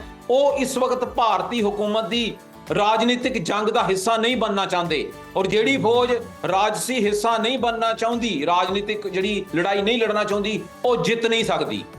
बिल्कुल ठीक सर, ये हकीकत है कि भारतीय फौज की रीढ़ की हड्डी पंजाब से आने वाले फौजी हैं जिनमें अक्सरियत सिखों की है। अगर यही तबका मोदी सरकार की पॉलिसियों से बेजार है तो क्या आप समझते हैं कि भारतीय फौज के अंदर एक मुनज़्ज़म नजरियाती बगावत भी जन्म ले सकती है? देखो, फौज ने बगावत जिहड़ी है वो जून 1984 ਦੇ ਵਿੱਚ ਕੀਤੀ ਸੀ। ਉਦੋਂ ਵੀ ਬਹੁਤ ਇੱਕ ਚਰਚਾ ਦਾ ਵਿਸ਼ਾ ਸੀ ਕਿ ਜੇ ਫੌਜ ਬਗਾਵਤ ਕਰੇਗੀ, ਸਿੱਖ ਫੌਜ, ਤੇ ਉਧਰੋਂ ਪਾਕਿਸਤਾਨ ਮਦਦ ਕਰੇਗਾ ਤੇ ਪੰਜਾਬ ਜਿਹੜਾ ਹੈ ਉਹ ਭਾਰਤ ਕੋਲੋਂ ਆਜ਼ਾਦ ਕਰਾ ਕੇ ਖਾਲਿਸਤਾਨ ਬਣੇਗਾ। ਸਿੱਖ ਫੌਜੀਆਂ ਨੇ ਤਾਂ ਬਗਾਵਤ ਕਰ ਦਿੱਤੀ। ਉਹ ਰਾਮਪੁਰ ਤੋਂ ਚੱਲੇ ਟੈਂਕ ਲੈ ਆਏ, ਉਹਨਾਂ ਨੇ ਬੰਬੇ ਦਾ 에ਅਰਪੋਰਟ ਜਿਹੜਾ ਹੈ ਉਹ ਘੇਰ ਲਿਆ, ਪਰ ਉਹ ਪਾਕਿਸਤਾਨ ਦੀ ਫੌਜ ਵੱਲ ਵੇਖਦੇ ਰਹੇ, ਪਰ ਉੱਥੋਂ ਕੋਈ ਵੀ ਉਹਨਾਂ ਨੂੰ ਮਦਦ ਨਹੀਂ ਮਿਲ ਸਕੀ। ਪਰ ਇਹ ਕੋਈ ਗੱਲ ਨਹੀਂ, ਇਹ ਜੂਨ 1984 ਦੀ ਗੱਲ ਸੀ। ਹਰ ਕੋਈ ਜਿਹੜਾ ਹੈ ਆਪਣੇ ਪੁਰਾਣੇ ਜਿਹੜੇ ਕੀਤੇ ਜਿਹੜੀ ਕੰਮ ਹੈ ਉਹਦੇ ਤੋਂ ਸਿੱਖਦਾ ਹੈ। ਜੇ ਉਦੋਂ ਪਾਕਿਸਤਾਨ ਨੇ ਐਕਸ਼ਨ ਨਹੀਂ ਲਿਆ, ਅੱਜ ਪਾਕਿਸਤਾਨ ਦਾ ਆਵਾਮ, ਪਾਕਿਸਤਾਨ ਦੀ ਸਰਕਾਰ, ਪਾਕਿਸਤਾਨ ਦੀ ਫੌਜ ਜਿੱਥੇ ਖਾਲਿਸਤਾਨ ਨਾਲ ਖੜੀ ਹੈ, ਜਿੱਥੇ ਕਸ਼ਮੀਰ ਨਾਲ ਖੜੀ ਹੈ, ਉੱਥੇ ਸਿੱਖ ਨਾਲ ਖੜੀ ਹੈ। ਅੱਜ ਬਗਾਵਤ ਸਿੱਖ ਫੌਜ ਕਰੇ ਜਾਂ ਨਾ ਕਰੇ, ਪਰ ਉਹਨਾਂ ਦੇ ਹੌਸਲੇ ਬੁਲੰਦ ਨਹੀਂਗੇ। ਉਹਨਾਂ ਨੂੰ ਸੁਨੇਹਾ ਅਸੀਂ ਲਗਾ ਚੁੱਕੇ ਹਾਂ ਕਿ ਪਾਕਿਸਤਾਨ ਸਾਡੇ ਲਈ ਪਾਕ ਜਗ੍ਹਾ, ਜਿਹੜਾ ਗੁਰੂ ਨਾਨਕ ਸਾਹਿਬ ਦਾ ਜਨਮ ਸਥਾਨ ਹੈ, ਤੁਸੀਂ ਉਹਦੇ ਵੱਲ ਗੋਲੀ ਨਹੀਂ ਚਲਾਣੀ। ਪੰਜਾਬ ਦੇ ਵਿੱਚੋਂ ਅਸੀਂ ਭਾਰਤੀ ਫੌਜਾਂ ਨੂੰ, ਉਹਨਾਂ ਦੇ ਟੈਂਕਾਂ ਨੂੰ ਚੜ੍ਹ ਕੇ ਨਹੀਂ ਆਣ ਦਿਆਂਗੇ ਤੇ ਪਾਕਿਸਤਾਨ ਤੇ ਹਮਲਾ ਨਹੀਂ ਕਰਨ ਦਿਆਂਗੇ। The ball is in the court of Pakistan that this is an existential threat. India is an existential threat to Pakistan. If you want to keep the Islamic Republic of Pakistan, you must liberate Punjab from Indian occupation. You must support a global Khalistan referendum campaign. बिल्कुल ठीक जनाब, हमें इस हवाले से भी आगाह कीजिएगा। भारत इस वक्त दुनिया में अक़लियतों के खिलाफ बदतरीन रियासती मजालिम का मुर्तकिब हो रहा है। कश्मीरी, मुसलमान और सिख सबको मोदी सरकार के फाशिज्म का सामना है। आपके ख्याल में भारत की रियासती दहशतगर्दी पर आलमी बरादरी खामोश क्यों है? मैं अगे ਤੁਹਾਨੂੰ ਦੱਸਿਆ, ਤੁਸੀਂ ਸਾਰੇ ਜਿਹੜੇ ਹੈਗੇ ਹੋ, ਔਰ ਮੈਨੂੰ ਮਾਫ ਕਰਨਾ, ਤੁਸੀਂ ਸਾਰੇ ਉਸ ਲੈਫਟ ਇੰਡੀਅਨ ਮੀਡੀਆ ਤੇ ਲੈਫਟ ਕਾਂਗਰਸ ਤੇ ਉਹਨਾਂ ਦੀ ਜਿਹੜੀ ਹੈ ਸਟੇਟਮੈਂਟਸ ਦਿੱਤੀਆਂ ਤੇ ਉਹਨਾਂ ਦੇ ਨੈਰੇਟਿਵ ਦੇ ਵਿੱਚ ਆ ਚੁੱਕੇ ਹੋ। ਤੁਹਾਡਾ ਦੁਸ਼ਮਣ ਨਰਿੰਦਰ ਮੋਦੀ ਨਹੀਂ ਹੈ, ਤੁਹਾਡਾ ਦੁਸ਼ਮਣ ਰਿਪਬਲਿਕ ਆਫ ਇੰਡੀਆ ਹੈ, ਤੁਹਾਡਾ ਦੁਸ਼ਮਣ ਹਿੰਦੁਸਤਾਨ ਹੈ। 1948 ਦੇ ਵਿੱਚ ਮੋਦੀ ਜੰਮਿਆ ਨਹੀਂ ਸੀ। 2.5 ਲੱਖ ਮੁਸਲਮਾਨ ਹੈਦਰਾਬਾਦ ਦੇ ਵਿੱਚ ਖੂਹਾਂ 'ਚ ਸੁੱਟੇ ਸੀ ਔਰ ਧੀਆਂ ਭੈਣਾਂ ਦੀ ਇੱਜ਼ਤਾਂ ਲੁੱਟੀਆਂ ਸੀ। 2 ਮਿਲੀਅਨ ਮੁਸਲਮਾਨ 2000 ਦੀ ਸਦੀ ਤੋਂ ਪਹਿਲਾਂ ਇਸ ਭਾਰਤੀ ਹਕੂਮਤ ਨੇ ਰਿਪਬਲਿਕ ਆਫ ਇੰਡੀਆ ਨੇ ਮਾਰ ਮੁਕਾਇਆ। ਤੁਸੀਂ ਉਹਨਾਂ ਦੀ ਬੋਲੀ ਨਹੀਂ ਬੋਲੋ। The enemy is Republic of India. Right now the Prime Minister is Narendra Modi. Tomorrow it can be any Gandhi. Tomorrow it can be any Pathak. They are going to be existential threat to Islamic Republic of Pakistan. ਔਰ ਦੁਨੀਆ ਦੇ ਵਿੱਚ ਤੁਹਾਡੀ ਕਿਸੇ ਨੇ ਆਵਾਜ਼ ਨਹੀਂ ਚੁੱਕਣੀ। ਦੁਨੀਆ ਦੇ ਵਿੱਚ ਤੁਹਾਡੇ ਲਈ ਲੜਨ ਕਿਸੇ ਨੇ ਨਹੀਂ ਆਣਾ। ਜਿਹੜੇ ਬੰਦੇ ਆਪ ਲੜਦੇ ਆ ਉਹੀ ਆਜ਼ਾਦੀ ਲੈ ਸਕਦੇ ਆ। ਅਸੀਂ ਖਾਲਿਸਤਾਨ ਦੇ ਲਈ, ਆਜ਼ਾਦੀ ਦੇ ਲਈ ਅਸੀਂ ਆਪਣਾ ਗਲੋਬਲ ਖਾਲਿਸਤਾਨ ਰੈਫਰੈਂਡਮ ਚਲਾਇਆ ਹੋਇਆ ਹੈ। ਅਸੀਂ ਨਾ ਚਾਈਨਾ ਵੱਲ ਵੇਖਦੇ ਆ, ਨਾ ਪਾਕਿਸਤਾਨ ਵੱਲ ਵੇਖਦੇ ਆ, ਨਾ ਅਮਰੀਕਾ ਵੱਲ ਵੇਖਦੇ ਆ। ਜੇ ਆਜ਼ਾਦੀ ਲੈਣੀ ਹੈ ਤੁਹਾਨੂੰ ਆਪਣੇ ਜ਼ੋਰ ਤੇ ਲੈਣੀ ਪੈਣੀ ਹੈ, ਪਰ ਉਸ ਦੇ ਉੱਤੇ ਬੈਕਿੰਗ ਜ਼ਰੂਰ ਹੁੰਦੀ ਹੈ। ਜਿੱਦਾਂ ਅਸੀਂ ਪਾਕਿस्तान ਨੂੰ ਕਹਿ ਰਹੇ ਹਾਂ कि now your survival is Pakistan Khalistan. Sir, raw जैसी बदनाम ज़माना भारतीय एजेंसी दुनिया भर में खालिस्तान तहरीक के रहनुमाओं के कत्ल में मुलव्वस पाई गई है, खुसूसन कनाडा और अमेरिका में। इन ममालिक में जारी तहकीकात में अब तक क्या अहम शवाहिद हैं जो सामने आए हैं, और क्या भारत को दहशतगर्द रियासत करार देने की कोई बैनुल-अक़वामी कानूनी पेशरफ्त मुमकिन है? देखो, असी खालिस्तान रेफरेंडम वालियां ने अरदास की हुई है कि ਅਸੀਂ ਹਿੰਦੁਸਤਾਨ ਤੋਂ ਆਪਣਾ ਜਿਹੜਾ ਪੰਜਾਬ ਉਹਨਾਂ ਨੇ ਕਬਜ਼ਾ ਕੀਤਾ ਹੋਇਆ ਅਸੀਂ ਉਸ ਨੂੰ ਆਜ਼ਾਦ ਕਰਵਾਉਣਾ ਹੈ। ਸਾਡੇ we are not seeking any words, we are not seeking any these small things, we are seeking an action, and the action is creation of a new country Khalistan. ਸਾਡਾ ਹਰਦੀਪ ਸਿੰਘ ਨਿੱਜਰ ਇਹਨਾਂ ਨੇ ਕੈਨੇਡਾ ਦੇ ਵਿੱਚ ਸ਼ਹੀਦ ਕੀਤਾ ਹੈ, ਤਾਂ ਉੱਥੇ ਦੇ ਕੈਨੇਡੀਅਨ ਸਰਕਾਰ ਨੇ ਇੰਡੀਅਨ ਹਾਈ ਕਮਿਸ਼ਨਰ ਨੂੰ ਐਕਸਪੈਲ ਕੀਤਾ ਹੈ। 6 ਹੋਰ ਜਿਹੜੇ ਕਾਉਂਸਲਰਸ ਆ ਉਹਨਾਂ ਨੂੰ ਐਕਸਪੈਲ ਕੀਤਾ ਹੈ। ਰॉ ਦੇ ਕੋਈ ਆਫੀਸ਼ੀਅਲ ਕੈਨੇਡਾ 'ਚ ਨਹੀਂ ਹੈ। ਇਸੇ ਤਰੀਕੇ ਨਾਲ ਜੇ ਉਹਨਾਂ ਨੇ ਮੈਨੂੰ ਅਮਰੀਕਾ 'ਚ ਮਾਰਨ ਦੀ ਕੋਸ਼ਿਸ਼ ਕੀਤੀ ਹੈ, ਅਸੈਸੀਨੇਟ ਕਰਨ ਦੀ ਕੋਸ਼ਿਸ਼ ਕੀਤੀ ਹੈ, ਔਰ ਹੁਣ ਵੀ ਮੇਰੇ ਸਿਰ ਤੇ $5 ਲੱਖ ਇਹਨਾਂ ਨੇ ਇਨਾਮ ਰੱਖਿਆ, ਤਾਂ ਅਮਰੀਕਾ ਦੀ ਸਰਕਾਰ ਨੇ ਰॉ ਦਾ ਜਿਹੜਾ ਇੱਕ ਆਫੀਸ਼ੀਅਲਸ ਹੈ ਉਸ ਨੂੰ ਮੋਸਟ ਵਾਂਟਿਡ FBI ਦਾ ਬਣਾਇਆ ਹੈ। ਕੋਈ ਰॉ ਆਫੀਸ਼ੀਅਲ ਇਸ ਵਕਤ ਪਲੇਸਮੈਂਟ ਅਮਰੀਕਾ 'ਚੋਂ ਨਹੀਂ ਹੋ ਸਕਦੀ। ਇਦਾਂ ਹੀ UK 'ਚ ਸਾਡੇ ਭਾਈ ਪਰਮਜੀਤ ਸਿੰਘ ਪੰਮਾ ਜਿਹੜੇ ਕੋਆਰਡੀਨੇਟਰ ਹੈ ਖਾਲਿਸਤਾਨ ਰੈਫਰੈਂਡਮ ਦੇ ਯੂਰੋਪੀਅਨ ਯੂਨੀਅਨ ਦੇ, ਉਹਨਾਂ ਨੂੰ ਮਾਰਨ ਦੀ ਕੋਸ਼ਿਸ਼ ਕੀਤੀ ਜਾ ਰਹੀ ਹੈ। What we are seeking is not words, what we are seeking is an action, and the action is to liberate Punjab from the Indian occupation, to create a Sikh homeland, Khalistan. बिल्कुल ठीक। आपका दावा है कि खालिस्तान की आज़ादी भारत की तकसीम की पहली ईंट होगी। आपके मुताबिक इस वक्त भारत में कितनी ताकतवर अलहदगी पसंद तहरीकें मौजूद हैं? किन किन रियासतों में आज़ादी की चिंगारियां सुलग रही हैं जो भारत की तकसीम का आगाज़ बनने जा रही हैं? आपके ख्याल में भारत के कितने मुमकिन हिस्से हो सकते हैं? देखो, ਜਿਹੜੀ ਅਸਲ ਦੇ ਵਿੱਚ ਮੁਹਿੰਮ ਜਿਹੜੀ ਆਜ਼ਾਦੀ ਦੀ ਚੱਲਦੀ ਪਈ ਹੈ, ਜਾਂ ਤਾਂ ਉਹ ਚੱਲਦੀ ਪਈ ਹੈ ਪੰਜਾਬ ਦੇ ਵਿੱਚ, ਜਿੱਥੇ ਅਸੀਂ ਖਾਲਿਸਤਾਨ ਰੈਫਰੈਂਡਮ ਕਰਵਾ ਰਹੇ ਹਾਂ, ਕਿਉਂਕਿ ਸਾਡਾ 1.5-2 ਲੱਖ ਸਿੰਘ ਸਿੰਘਣੀਆਂ ਨੇ ਸ਼ਹਾਦਤਾਂ ਦਿੱਤੀਆਂ 84 ਤੋਂ ਲੈ ਕੇ 95 ਤੱਕ, ਔਰ 10 ਮਿਲੀਅਨ ਸਿੱਖ ਜਿਹੜਾ ਅਫੈਕਟਡ ਹੈ, ਔਰ ਅੱਜ ਵੀ 500-600 ਐਕਟਿਵਿਸਟ ਖਾਲਿਸਤਾਨ ਰੈਫਰੈਂਡਮ ਦੇ ਦੇਸ਼ ਧਰੋਹ ਦੇ ਕੇਸ ਦੇ ਵਿੱਚ ਅੰਦਰ ਹੈ। ਇੰਨੇ ਜ਼ਿਆਦਾ ਐਕਟਿਵਿਸਟ ਕਦੀ ਵੀ ਜਿਹੜੇ ਆ ਉਹ ਅੰਦਰ ਨਹੀਂ ਸੀ ਕੀਤੇ ਭਾਰਤੀ ਹਕੂਮਤ ਨੇ। ਪੰਜਾਬ ਦੇ ਵਿੱਚ, ਹਰਿਆਣੇ 'ਚ, ਰਾਜਸਥਾਨ, ਹਿਮਾਚਲ ਰੋਡ, ਦਿੱਲੀ, UP, ਹਰ ਜਗ੍ਹਾ ਤੇ ਸਾਡੇ ਐਕਟਿਵਿਸਟ ਅੰਦਰ ਹੈ। ਦੂਸਰੀ ਤਾਰੀਖ ਜਿਹੜੀ ਚੱਲਦੀ ਪਈ ਹੈ, ਦੈਟ ਇਜ਼ ਕਸ਼ਮੀਰ, ਜਿੱਥੇ Kashmiri freedom fighters are militarily defending their territory, trying to liberate Kashmir from the Indian occupation. ਔਰ ਉਸ ਦੀਆਂ ਬਾਕੀ ਜਿਹੜੀਆਂ ਤਾਰੀਖਾਂ ਜਿਹੜੀਆਂ ਤੁਸੀਂ ਸੁਣਦੇ ਹੋ ਜਾਂ ਸੋਚਦੇ ਹੋ, that is only a regime change. For them, enemy is India. That's left has taught them. That is what the Congress and other governments have taught them. That the moment you change the prime ministership or this leadership from BJP RSS, you will be okay. ਉਹਨਾਂ ਨੂੰ ਤੁਸੀਂ ਆਜ਼ਾਦੀ ਦੀ ਤਾਰੀਖ ਨਹੀਂ ਕਹਿ ਸਕਦੇ। ਆਜ਼ਾਦੀ ਦੀ ਤਾਰੀਖਾਂ ਦੋ ਹੀ ਚੱਲਦੀਆਂ ਪਈਆਂ, that is Khalistan and Kashmir.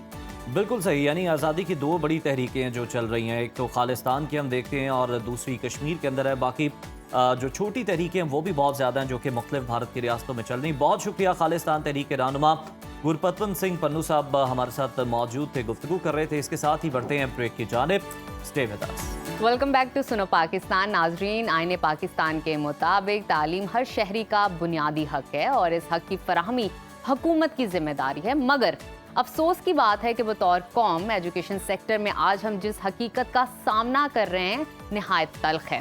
UNICEF की एक हालिया रिपोर्ट के मुताबिक पाकिस्तान में 22 मिलियन से ज़ायद बच्चे स्कूलों से बाहर हैं और जो बच्चे स्कूल के अंदर हैं उनकी बड़ी तादाद भी बुनियादी ज़रूरियात से महरूम है। तो सवाल ये कि जब सरकारी तालीमी निज़ाम वक्त के तकाज़ों से हमाहंग ना हो तो वालिदैन के पास प्राइवेट स्कूलों की इस्तेहसाली दुनिया में दाखिल होने के अलावा क्या चाह रहा है, क्या ऑप्शन रह जाती है। हालिया रिपोर्ट्स के मुताबिक पाकिस्तान में निजी स्कूल सालाना 150 अरब रुपए से ज़ायद का बिजनेस कर रहे हैं। इन स्कूल्स का बिजनेस मॉडल मनमानी फीसें, महंगी किताबें, कॉपियां, यूनिफॉर्म्स, हत्ता कि रिजल्ट डे भी होटल्स में मनाया जाता है। इसी तरह वालिदैन की जानिब से ऐसी शिकायत अक्सर सामने आती रहती है कि प्राइवेट स्कूल्स बच्चों के लिए मखसूस किताबें, नोटबुक्स और प्रैक्टिकल बुक्स अलग अलग बेचते हैं और वालिदैन को बाकायदा मजबूर किया जाता है कि वो सिर्फ स्कूल की मखसूस दुकानों से ही ये महंगी अशिया खरीदें। मुल्क में मौजूद निजी तालीमी इदारे मुनाफा कमाने की दौड़ में इस हद तक आगे बढ़ चुके हैं कि क्या ऐसा लगता है कि तालीम वाकई सिर्फ अमीरों का हक बनती जा रही है। इसी मौजू पर रोशनी डालने के लिए आज हमारे साथ जो गेस्ट मारूफ एजुकेशनिस्ट हैं समन राव, ये एक अरसे से पाकिस्तान के तालीमी निज़ाम पर तहकीक और बेहतरी की कोशिशों में हैं। Welcome to Suno Pakistan. समन, क्या समझती है सरकारी तालीमी इदारों में जो बुनियादी वजूहात है, जो मनफी वजूहात है जिसकी वजह से सरकारी तालीमी इदारों में कोई नहीं जाता। हर वालिदैन की ख्वाहिश होती है कि बच्चों को प्राइवेट सेक्टर में भेजा जाए क्योंकि वहाँ की इन्वायरमेंट भी अच्छा है, एजुकेशन भी अच्छा है, क्वालिटी भी है, नॉर्म्स भी मिलेंगे और साथ ही साथ इंग्लिश भी बच्चे सीखेंगे। बिल्कुल ऐसा। क्या मनफी वजूहात हैं? तो बेसिकली सबसे जो बड़ा एक डिजास्टर है ना कि चेक एंड बैलेंस कोई भी नहीं है। कोई आ रहा है, कोई नहीं आ रहा, कोई टीचर आ रहा है या नहीं आ रहा। हालांकि बजट जो है वो अच्छा खासा ले जाते हैं अकॉर्डिंग टू पंजाब, जो पंजाब को बजट मिलता है। वैसे तो एजुकेशनल को तकरीबन जो है 1.6 जीडीपी मिलता है और इंटरनेशनली देखा जाए तो 4 to 5% जीडीपी देना चाहिए एजुकेशनल सेक्टर को, लेकिन हमारे एजुकेशन सेक्टर को वो बजट नहीं मिलता। फिर दूसरी चीज़ अगर आप देखेंगे अभी भी अगर जाएंगे तो टीचर्स नहीं है वहाँ पर, वो सिर्फ सैलरी लेने के लिए तो आ जाते हैं, अदरवाइज कॉन्टिन्यूसली वो नहीं आ सकते। मेरा एक गवर्नमेंट से सवाल है कि जैसे वो टैक्स का बड़ा ध्यान रखते हैं कि किस शहरी ने टैक्स दिया तो किसने नहीं दिया, जिसने नहीं दिया तो उसका गैस का मीटर उतार लेते हैं। इधर आप ध्यान नहीं दे सकते। वैसे ही आपको हर चीज पता है कि कौन क्या कर रहा है टैक्स के मामले में। बाकी जो मर्जी बंदा करता रहे उसके ऊपर गवर्नमेंट का कोई ना ध्यान है ना वो देख रहे हैं। और मैं कहती हूँ कि ऐसे असातिज़ा जिनको खुद से नहीं पता कि हमने जाना है या हमने बच्चों को देखना है, वो सिर्फ और सिर्फ लिटरली आप बड़ी वीडियोस वायरल हो रही होती हैं, वो देख रहे होते हैं, अपने आप को दबा रहे हैं। एक बाजी थी वो तो भिंडी कटवा रही थी बच्चों से। नहीं, वो खाना खाते हैं, प्रॉपर ब्रेकफास्ट चल रहा है, लंच चल रहा है, बातें गॉसिप चल रही हैं। मैं आपसे दो सवाल जो है वो करना चाहूंगा। एक तो मुझे ये बताएं कि ये जो हमारे सरकारी स्कूल होते थे किसी वक्त में बहुत अच्छे होते थे, हम देखते थे कि टॉप पोजीशन होल्डर जो होते थे सरकारी स्कूल के बच्चे होते थे। ये किसी साजिश के तहत इन्हें प्राइवेट माफिया ने मिलके इन्हें जो है वो बिल्कुल खराब किया है अपना बिजनेस फ्लरिश करने के लिए, और कौन ऐसे लोग हैं? दूसरा मुझे ये बताएं कि ये जो स्कूल्स में किताबें, नोटबुक्स, प्रैक्टिकल बुक्स बेची जाती हैं, आजकल का जो दौर चल रहा है लोगों के लिए सर्वाइव करना बड़ा मुश्किल है, लोग बड़ी मुश्किल से फीसें दे पा रहे हैं। फिर ये लल्ले तल्ले हैं आपके जनाब होटल्स में, हम जनाब रिजल्ट अनाउंस करेंगे, ये चोंचले क्या हैं जी, और इन पे कोई रोक टोक क्यों नहीं है? लेकिन सबसे पहले तो हम यही कहेंगे कि गवर्नमेंट को एक्शन लेना चाहिए इस चीज के ऊपर।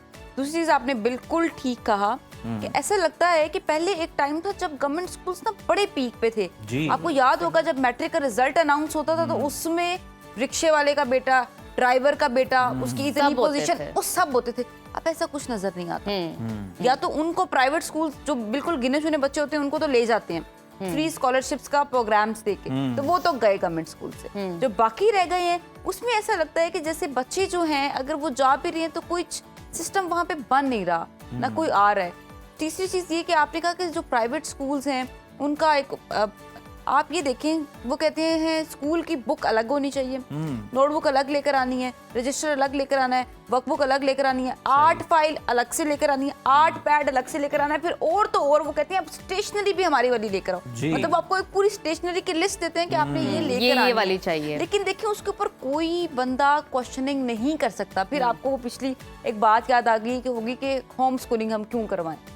हम होम स्कूलिंग फिर इसलिए करवाएं कि जब आपने 50-55 हजार रुपया सिर्फ मजे ये की चीजों बात पे है, लगा ये देना। सब चीजें वो अपनी बेचना चाहते हैं, यूनिफॉर्म, स्टेशनरी, बिजनेस है ना उनका। लेकिन जब गवर्नमेंट कहती है कि जनाब आप ट्रांसपोर्ट भी जो है वो अपनी जो है वो दें बच्चों को, ताकि बड़ी सहूलत हो जाए, सारे बच्चे एक साथ आएं और जाएं, आसानी हो जाएगी लोगों के लिए बहुत ज्यादा, उस साइड पे नहीं आते। नहीं देखिए, बेसिकली उन चीजों के ऊपर नहीं आते जहां पर उनको लगता है कि थोड़ा सा हमारा लॉस पैटर्न जा सकता है। पेरेंट्स को फायदा क्यों हो, पेरेंट्स को फायदा क्यों, उधर जरूर जाते हैं कि आप हमारे नाम की जो नोटबुक है आप वो लें। अच्छा, और डायरी भी कहते हैं हमारे नाम की जो। बिल्कुल समन, ये तो एक तरफा हमने स्टोरी पे बात की, दूसरी तरफ जब हम टीचर से बात करते हैं, उनके हमने कुछ ओपिनियंस लिए कि आप क्यों नहीं सरकारी स्कूल में जाकर पढ़ाते हैं, आपकी इन्फॉर्मेशन अच्छा है, नॉलेज अच्छा है, डिग्री अच्छा है, किसी चीज़ की कमी नहीं। उनका एक मौक़िफ़ है कि वहाँ पे तनख्वाहें कम हैं, वहाँ पे आपको जो प्रोटोकॉल्स दिए जाते हैं वो है ही नहीं, एनवायरनमेंट अच्छा नहीं है, नीटनेस नहीं है, फिर मयार उस तरह का नहीं है, तो इसलिए हम इंटरेस्टेड नहीं है, क्योंकि हर कोई ऑब्वियसली ब्रेड एंड बटर के लिए घर से निकलता है। तो इस बारे में आप इत्तेफाक करती हैं, पहले तो ये बताइएगा, करती हैं तो क्या कहती हैं? बिल्कुल बिल्कुल ऐसे ही बात है। देखिए, जो अपना गवर्नमेंट में एक क्राइटेरिया क्या है कि जो अप लेवल पे बैठा हुआ है ना, उसकी तनख्वाह उतनी ही ज्यादा है और उसका काम उतना ही कम है। लेट्स सपोज प्रिंसिपल है, उसने स्कूल में उसमें ऑफिस में जाके ही बैठना है, उसकी सबसे ज्यादा तनख्वाह होगी।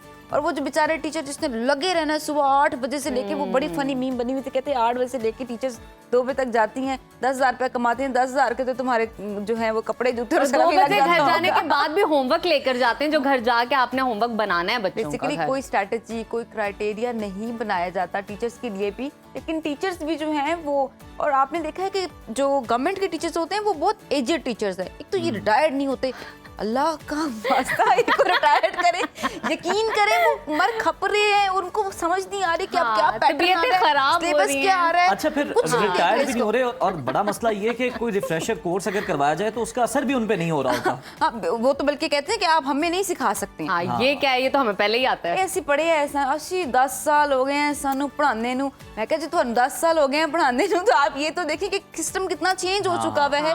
आप उस टाइम के बच्चों को अब इस टाइम पे उस तरह से टैकल ही नहीं कर सकते, आप मार दाड़ नहीं सकते बच्चों को। अच्छा सुमन, पहले तो हमने बात की ना, ये स्टेशनरी, बुक्स, डायरीज ये आपने खरीदनी है स्कूल वालों से जनाब लाजमी। ये जो बच्चों की तालीम पर तवज्जो देनी होती है प्राइवेट स्कूल वालों ने, तालीम और तरबियत पर, इसकी बजाय ये कलर डे, प्लांटेशन डे और दीगर जो तकरीबात हो रही होती हैं, दिन मनाए जा रहे होते हैं, स्विमिंग डे है, ये क्या फंड्स बटोरने का तरीका है? ये रुझान तालीम के बुनियादी मकसद से आप समझते नहीं कि उसकी नफी करता है, इनहराफ?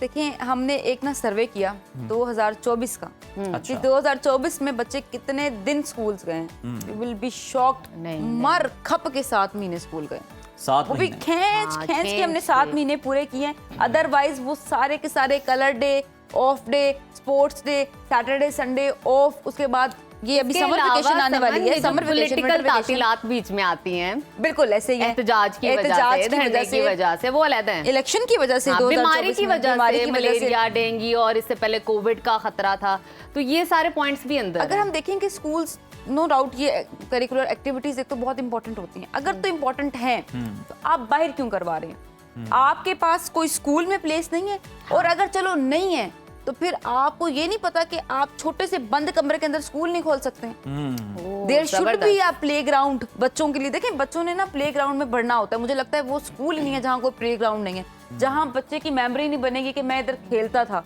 उसकी डेवलपमेंट नहीं हो सकेगी। दूसरा, अगर आपने बाहर भी करवाना तो फिर आप देना पैसे, फिर आप क्यों ले रहे हैं पेरेंट्स से? आज 1500 रुपया भेज दीजिएगा काइंडली, डायरी से लेके नीचे सिग्नेचर कि आज 1500 रुपया भेज दीजिएगा, और बच्चे घर आके कह रहे होते हैं बैग उतारते साथ ही हमें दे दो पैसे, हमने जाना है, जाना है, हमारा वो दोस्त जा रहा है, ये हमारा दोस्त जा रहा दोस्त जा रहा है, हमने ये करना क्या है, पता बच्चों को क्या। और फिर आगे से कहते हैं 2000 पे और एक्स्ट्रा देकर भेजना, कुछ खाना भी पड़ है। बिल्कुल ठीक कह रही हैं। अच्छा समन, ऑन द सीरियस नोट, क्या हुकूमत को आप तजावीज़ पेश करेंगी, क्या इस्लाहात देना चाहेंगी कि स्कूल्स के एजुकेशन को किस तरह बेहतर बनाया जा सके, स्पेशली सरकारी स्कूलों को?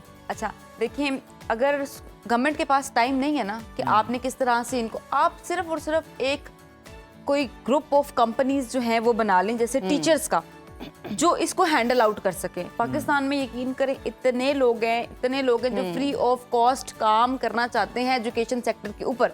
अगर देखिए एनजीओज में लोग फ्री काम कर रहे हैं तो ये तो सबसे बहुत इंपॉर्टेंट काम है। एक दफा गवर्नमेंट ऑफ पाकिस्तान ऐलान तो करे कि हम जी चेंजेस करना चाहते हैं, तो अगर कोई आना चाहता है, कोई हमें अपना सिस्टम करना चाहता है, वो करना चाहता है। किया जो पुलिस कांस्टेबल हैं, लेकिन वो जनाब मुफ्त में पढ़ा भी रहे हैं, जाके फ्री ऑफ कॉस्ट पढ़ा रहे हैं। बिल्कुल, लेकिन वो ऐलान नहीं होता ना।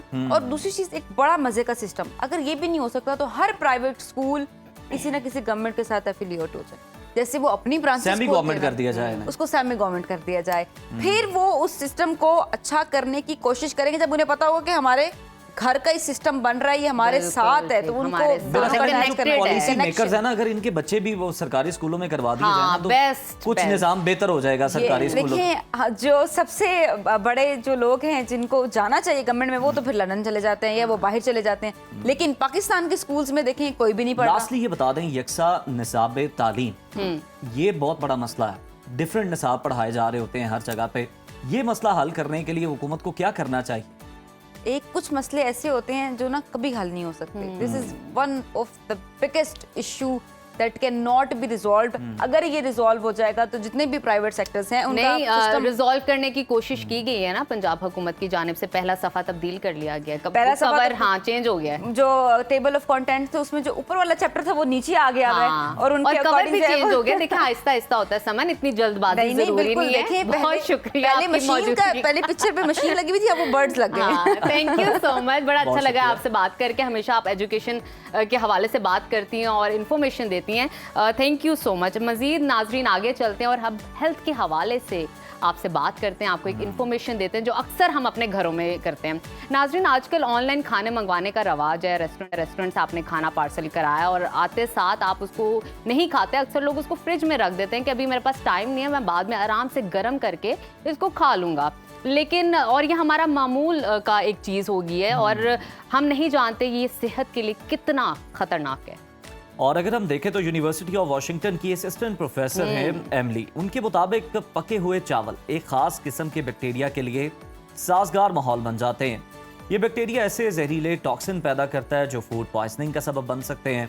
प्रोफेसर एमिली का कहना है कि अगर चावल या कोई भी खाना तवील वक्त तक कमरे के दर्जा हरारत पर रखा जाए तो बैक्टीरिया के जरासीम जिंदा रहकर नुकसानदार मादा पैदा कर सकते हैं, और जब आप दोबारा गर्म करते हैं तो आप बैक्टीरिया को तो मार देते हैं, लेकिन जो टॉक्सिन पैदा हो चुके होते हैं उस खाने के अंदर, उनका खात्मा मुमकिन नहीं। और माहिरीन के मुताबिक खाने को दोबारा गर्म करते वक्त अंदरूनी दर्जा हरारत कम अज़ कम 165 डिग्री फ़ारेनहाइट होना चाहिए, ज़रूरी है। इसके लिए आप फूड थर्मामीटर का इस्तेमाल कीजिए, वो बेहतर हल है। इसके साथ साथ माहिरीन का ये भी कहना है कि प्लास्टिक के कंटेनर्स में खाने को दोबारा गर्म करना बहुत ख़तरनाक है, क्योंकि गर्म करते वक्त जो कंटेनर्स का माइक्रो प्लास्टिक है वो खाने के अंदर चला जाता है, जो कि मुज़र सेहत है। तो इस चीज़ का आपने ख़ास ख्याल रखना है कि प्लास्टिक में गर्म नहीं करना। ये भी बात सामने आई कि अमेरिका में 32% अफराद ये इतराफ़ करते हैं कि वो बचा हुआ खाना फ्रिज में रखकर भूल ही जाते हैं। हमारे अपने नाज़रीन से भी यही गुजारिश है कि बचा हुआ खाना 3 से 4 दिन से ज़्यादा आप ना रखें, वरना फ्रिज भी उसे बचा नहीं पाएगा, और वो खाना जिसने आपको तवानाई देनी है, सेहतमंद रखना है, वो आपके लिए खुदा न खास्ता किसी बड़ी बीमारी का सबब भी बन सकता है। और अजीब बात यह है कि उज़ैर, हम ये खुद कितनी दफ़ा करते हैं, लेकिन आज के बाद प्रॉमिस करते हैं हम नहीं करेंगे। प्लास्टिक के बर्तन में आपने खाना गर्म नहीं करना। तो इसी के साथ लेते हैं एक छोटी सी ब्रेक। नाजरीन कहीं मत जाइएगा, देखते रहिए सुनो पाकिस्तान। व्यूअर्स, गर्मी का मौसम है और गर्मी की शिद्दत में इजाफे के साथ ही हमारी सेहत को लाहक खतरात भी बढ़ जाते हैं। खास तौर पर वो अफराद जो पहले ही दिल के अमराज, शुगर, ब्लड प्रेशर, कोलेस्ट्रोल, मोटापे जैसे मसाइल का शिकार हैं, उनके लिए गर्मी का मौसम कई तरह की पेचीदगियां पैदा कर सकता है। माहिरीन सेहत के मुताबिक ज़्यादा दर्जा हरारत जिस्म के कुदरती निज़ाम को मुतासर करता है, जिसके नतीजे में डिहाइड्रेशन, ब्लड प्रेशर का उतार चढ़ाव, शुगर लेवल में कमी या ज्यादती, यहाँ तक कि दिल का दौरा भी पड़ सकता है। हाल ही में शाया होने वाली हार्वर्ड हेल्थ पब्लिशिंग की एक रिपोर्ट के मुताबिक गर्म मौसम में दिल के मरीजों में हार्ट अटैक का खतरा 15 से 20% बढ़ जाता है अगर वो एहतियाती तदाबीर इख्तियार ना करें तो ऐसे में ज़रूरी है कि हम बर वक्त और मौसर तदाबीर इख्तियार करें ताकि ना सिर्फ अपनी सेहत का तहफ़्फ़ुज़ कर सकें बल्कि गर्मी के मौसम को सहल और महफूज बना सकें। इसी अहम टॉपिक पर बात करने के लिए मैं स्टूडियोज़ में ज्वाइन किया है मारूफ माहिर तिब हकीम अताउर रहमान साहब। हकीम साहब, आपको खुशामदीद कहते हैं शो में। हमें ये सबसे पहले बताइएगा कि गर्म मौसम में हम देखते हैं कि बीमारियों के असरात पर हम बात कर रहे हैं, इनका जो सद्देबाब है किस तरह से किया जा सकता है, कोई कीमती मशवरे भी हमें दें। हार्ट पेशेंट्स की हम सबसे पहले बात करेंगे, उनके लिए गर्मी में क्या ख़ास एहतियात ज़रूरी है? जी बिस्मिल्लाहिर्रहमानिर्रहीम। देखें, जैसी गर्मी आती है तो डिहाइड्रेशन के इश्यूज़ भी बढ़ जाते हैं और हमारा बाज़ औक़ात हम बहुत सी ऐसी चीज़ें इस्तेमाल कर रहे होते हैं, मुरगन चीज़ें हैं जो हमारे स्टमक को भी डिस्टर्ब करती है और स्टमक का डिस्टर्ब होना भी हार्ट के लिए नहायत मुज़िर होता है। क्योंकि तब स्टमक का मुंह जो है ना, जो मैदे का मुंह दिल की तरफ होता है और अगर मैदे के अंदर अल्सर होगा, एसिडिटी होगी तो वो गैसेस दिल के पर्दों को जाके छुएंगी। उस सूरत में आपको पैल्पिटेशन भी हो सकती है, घबराहट भी हो सकती है और आप अक्सर देखते हैं हॉस्पिटल्स में हर जो मैदे की दर्द है वो दिल वाली साइड पे होती है और लोग भागते हैं कार्डियोलॉजी में। फिर वहाँ पता लगता है जी आपको तो मैदे का अल्सर है या गैस्ट्राइटिस है। तो एक ये है कि मैदे का लिहाज रखना भी बहुत ज़रूरी है दिल के मराज से बचने के लिए। दूसरा, जैसे ही गर्मी आए तो नमकीन शिकंजबीन ये दिल के मरीज़ के लिए बहुत ज़रूरी है। लेमन और वो पिंक साल्ट हो जाए काला और उसमें काली मिर्च या काला नमक डाल के वो शिकंजबीन 1 से 2 ग्लास दिल का पेशेंट जो हार्ट पेशेंट है उसमें जब उसको घबराहट होती है, सफोकेशन होती है, उसमें वो नाकाबिले बयां वो बयान नहीं कर सकता, तो वो बेहतरीन चीज़ है। अगर दिल के मरीज का गला भी डिस्टर्ब हो जाता है, उसको रेशे का भी इशू है, लंग्स का भी इशू है, तो फिर तो वो डेफिनेटली लीमू नहीं पी सकता ना? नहीं, बिल्कुल वो तो चले एक सिलेक्टिव केस में। नमक और पानी, हाँ जी, नमक पानी है या कोई ग्लूकोज वगैरह है या कोई हाँ जी कोई ऐसी चीज़, बहुत सी चीज़ें ऐसी हैं तिब के अंदर, या संदल का शरबत है, संदल का जो दिल को भी ताकत देता है, घबराहट को ठीक करता है, ये इस्तेमाल कर सकते हैं। और अपनी खुराक के अंदर पानी का इस्तेमाल बढ़ाना बहुत ज़रूरी है दिल के पेशेंट के लिए, क्योंकि पानी जब बॉडी में ज़्यादा पिया जाएगा तो खून भी पतला रहेगा और पानी की कमी की वजह से नमकियात बॉडी में बढ़ते हैं और नमकियात के बढ़ने से उसके अदम तवाज़ुन पैदा होता है, जिससे sodium level, potassium level disturb होता है और हार्ट के जो मसाइल हैं उसमें भी तेज़ी आ जाती है। बिल्कुल ठीक। अच्छा हकीम साहब, मैं इस वक्त देख रही हूँ कि आपकी टेबल पे बहुत सारी ये क्या कहें पैकेट्स पड़े हुए हैं, जड़ी बूटियाँ पड़ी हुई हैं, पैकेट्स हैं। मुझे बताइए क्या क्या चीज़ें हैं, कौन से नुस्खे आज आप हमारे साथ शेयर करने जा रहे हैं? जी, ये 2 नुस्खे हमारे पास यहाँ मुस्तनद हैं जो हम लोगों को देंगे और इंशाल्लाह इसमें एक दिल के लिए जो भी गुफ्तगू हो रही है बेहतरीन नुस्खा, जो दिल के पेशेंट है चाहे उन्हें जुमला अमराज कल्ब हो, मिसाल के तौर पे इंजाइना है या उनकी कोई ब्लॉकेज है या उनके स्टेनोसिस के इश्यूज हैं, उन तमाम में ये नुस्खा काम करेगा। यानी इसमें हमारे पास 7 चीज़ों का नुस्खा है दिल के लिए। ये आम जड़ी बूटियां जो आपको अपने घरों से, अपने इर्द गिर्द जो पंसार है वहाँ से मिल जाएंगी और ये बेज़रर है, इसका कोई नुकसान नहीं। हर मजाज का बंदा गर्मियों में ये इस्तेमाल कर सकता है और ज़रूरी नहीं कि दिल का मरीज, जो लोग नॉर्मली हेल्दी रहना चाहते हैं, दिल की सेहत को ठीक रखना चाहते हैं, हिफ्ज़ मतकद्दुम वो इसका जुशांदा पिए तो माशाल्लाह अल्लाह के हुक्म से छोटे मोटे मसाइल तो वैसे ही रेक्टिफाई हो जाए। अच्छा, इसके अंदर एक चीज़ है ये गुले गाव जुबान, या आप देखें गाव जुबान एक आपने देखा अर्के गाव जुबान बड़ा एक चीज़ है हमारी दिल की ताकत के लिए बड़ी मुफीद चीज़ है। ये गाव जुबान ले लें, इसी तरह इसके गुले गाव जुबान, इसके फूल गाव जुबान के फूल हैं, ये भी बड़ी बेहतरीन चीज़ है। तीसरी चीज़ है अब्रेशम, ये अंडे के खोल की मानिंद इसके अंदर कीड़ा भी होता है, इसको आप काट के इसके अंदर से कीड़ा निकाल लें तो इसका एक खोल जो है ना ये ले लें। मैं इसकी तरतीब अभी बताता हूँ, सिर्फ मैं इंग्रेडिएंट्स बता रहा हूँ। अब्रेशम। चौथी चीज़ आपने नाम सुना होगा अर्जन की छाल, ये दरख्त है अर्जन का जी, ये दिल की नालियों में जो कोलेस्ट्रॉल लेवल, ट्राइग्लिसराइड लेवल या दिल के जो मसल्स हैं उनमें जब कर्व आता है जहाँ पे स्टेनोसिस के इश्यूज बनते हैं उसको ये ठीक करता है और अल्लाह ने इसमें बड़ी शिफा रखी है और ये सारी चीज़ें वो हैं जो बेज़रर हैं। और इसी तरह 5वीं चीज़ हमारे पास जो मौजूद है वो है कासनी, तुख्म कासनी, ये कासनी के बीज हैं। सही, कासनी आपने सुना होगा कि कासनी बहुत ठंडा होता है, दिल को तकवीत देता है। 6ठी चीज़ हमारे पास मौजूद है तुरंजबीन शीरी, ये भी एक तिब के इंग्रेडिएंट्स हैं। तुरंजबीन शीरी और 7वीं चीज अनारदाना। बिल्कुल, खानों में जो आम जी इस्तेमाल आम होता है, घरों आपके में किचन में अनारदाना पड़ा देखना इस्तेमाल होता है, बीदाना, अनारदाना, कोई चीज़ भी ले लें। इन 7 चीज़ों में जो है गाओ ज़ुबान, अब्रेशन, इन तमाम को आप बेशक हम वज़न लेके और इसको ग्राइंड कर लें, मोटा मोटा इसका दरदरा सा एक बना लें, जैसे कावा टैब होता है, जैसे कोई मोटी मोटी ये चीज़, और उसको आप तकरीबन 1 टीस्पून इसका बुरादा सा बन जाएगा। वो आप रात को 1 गिलास पानी में भिगो दें, अच्छा, सुबह हल्का सा उसको 2-3 मिनट हल्की आंच पे उबाल लें और सुबह निहार मुँह वो कावा पी लें।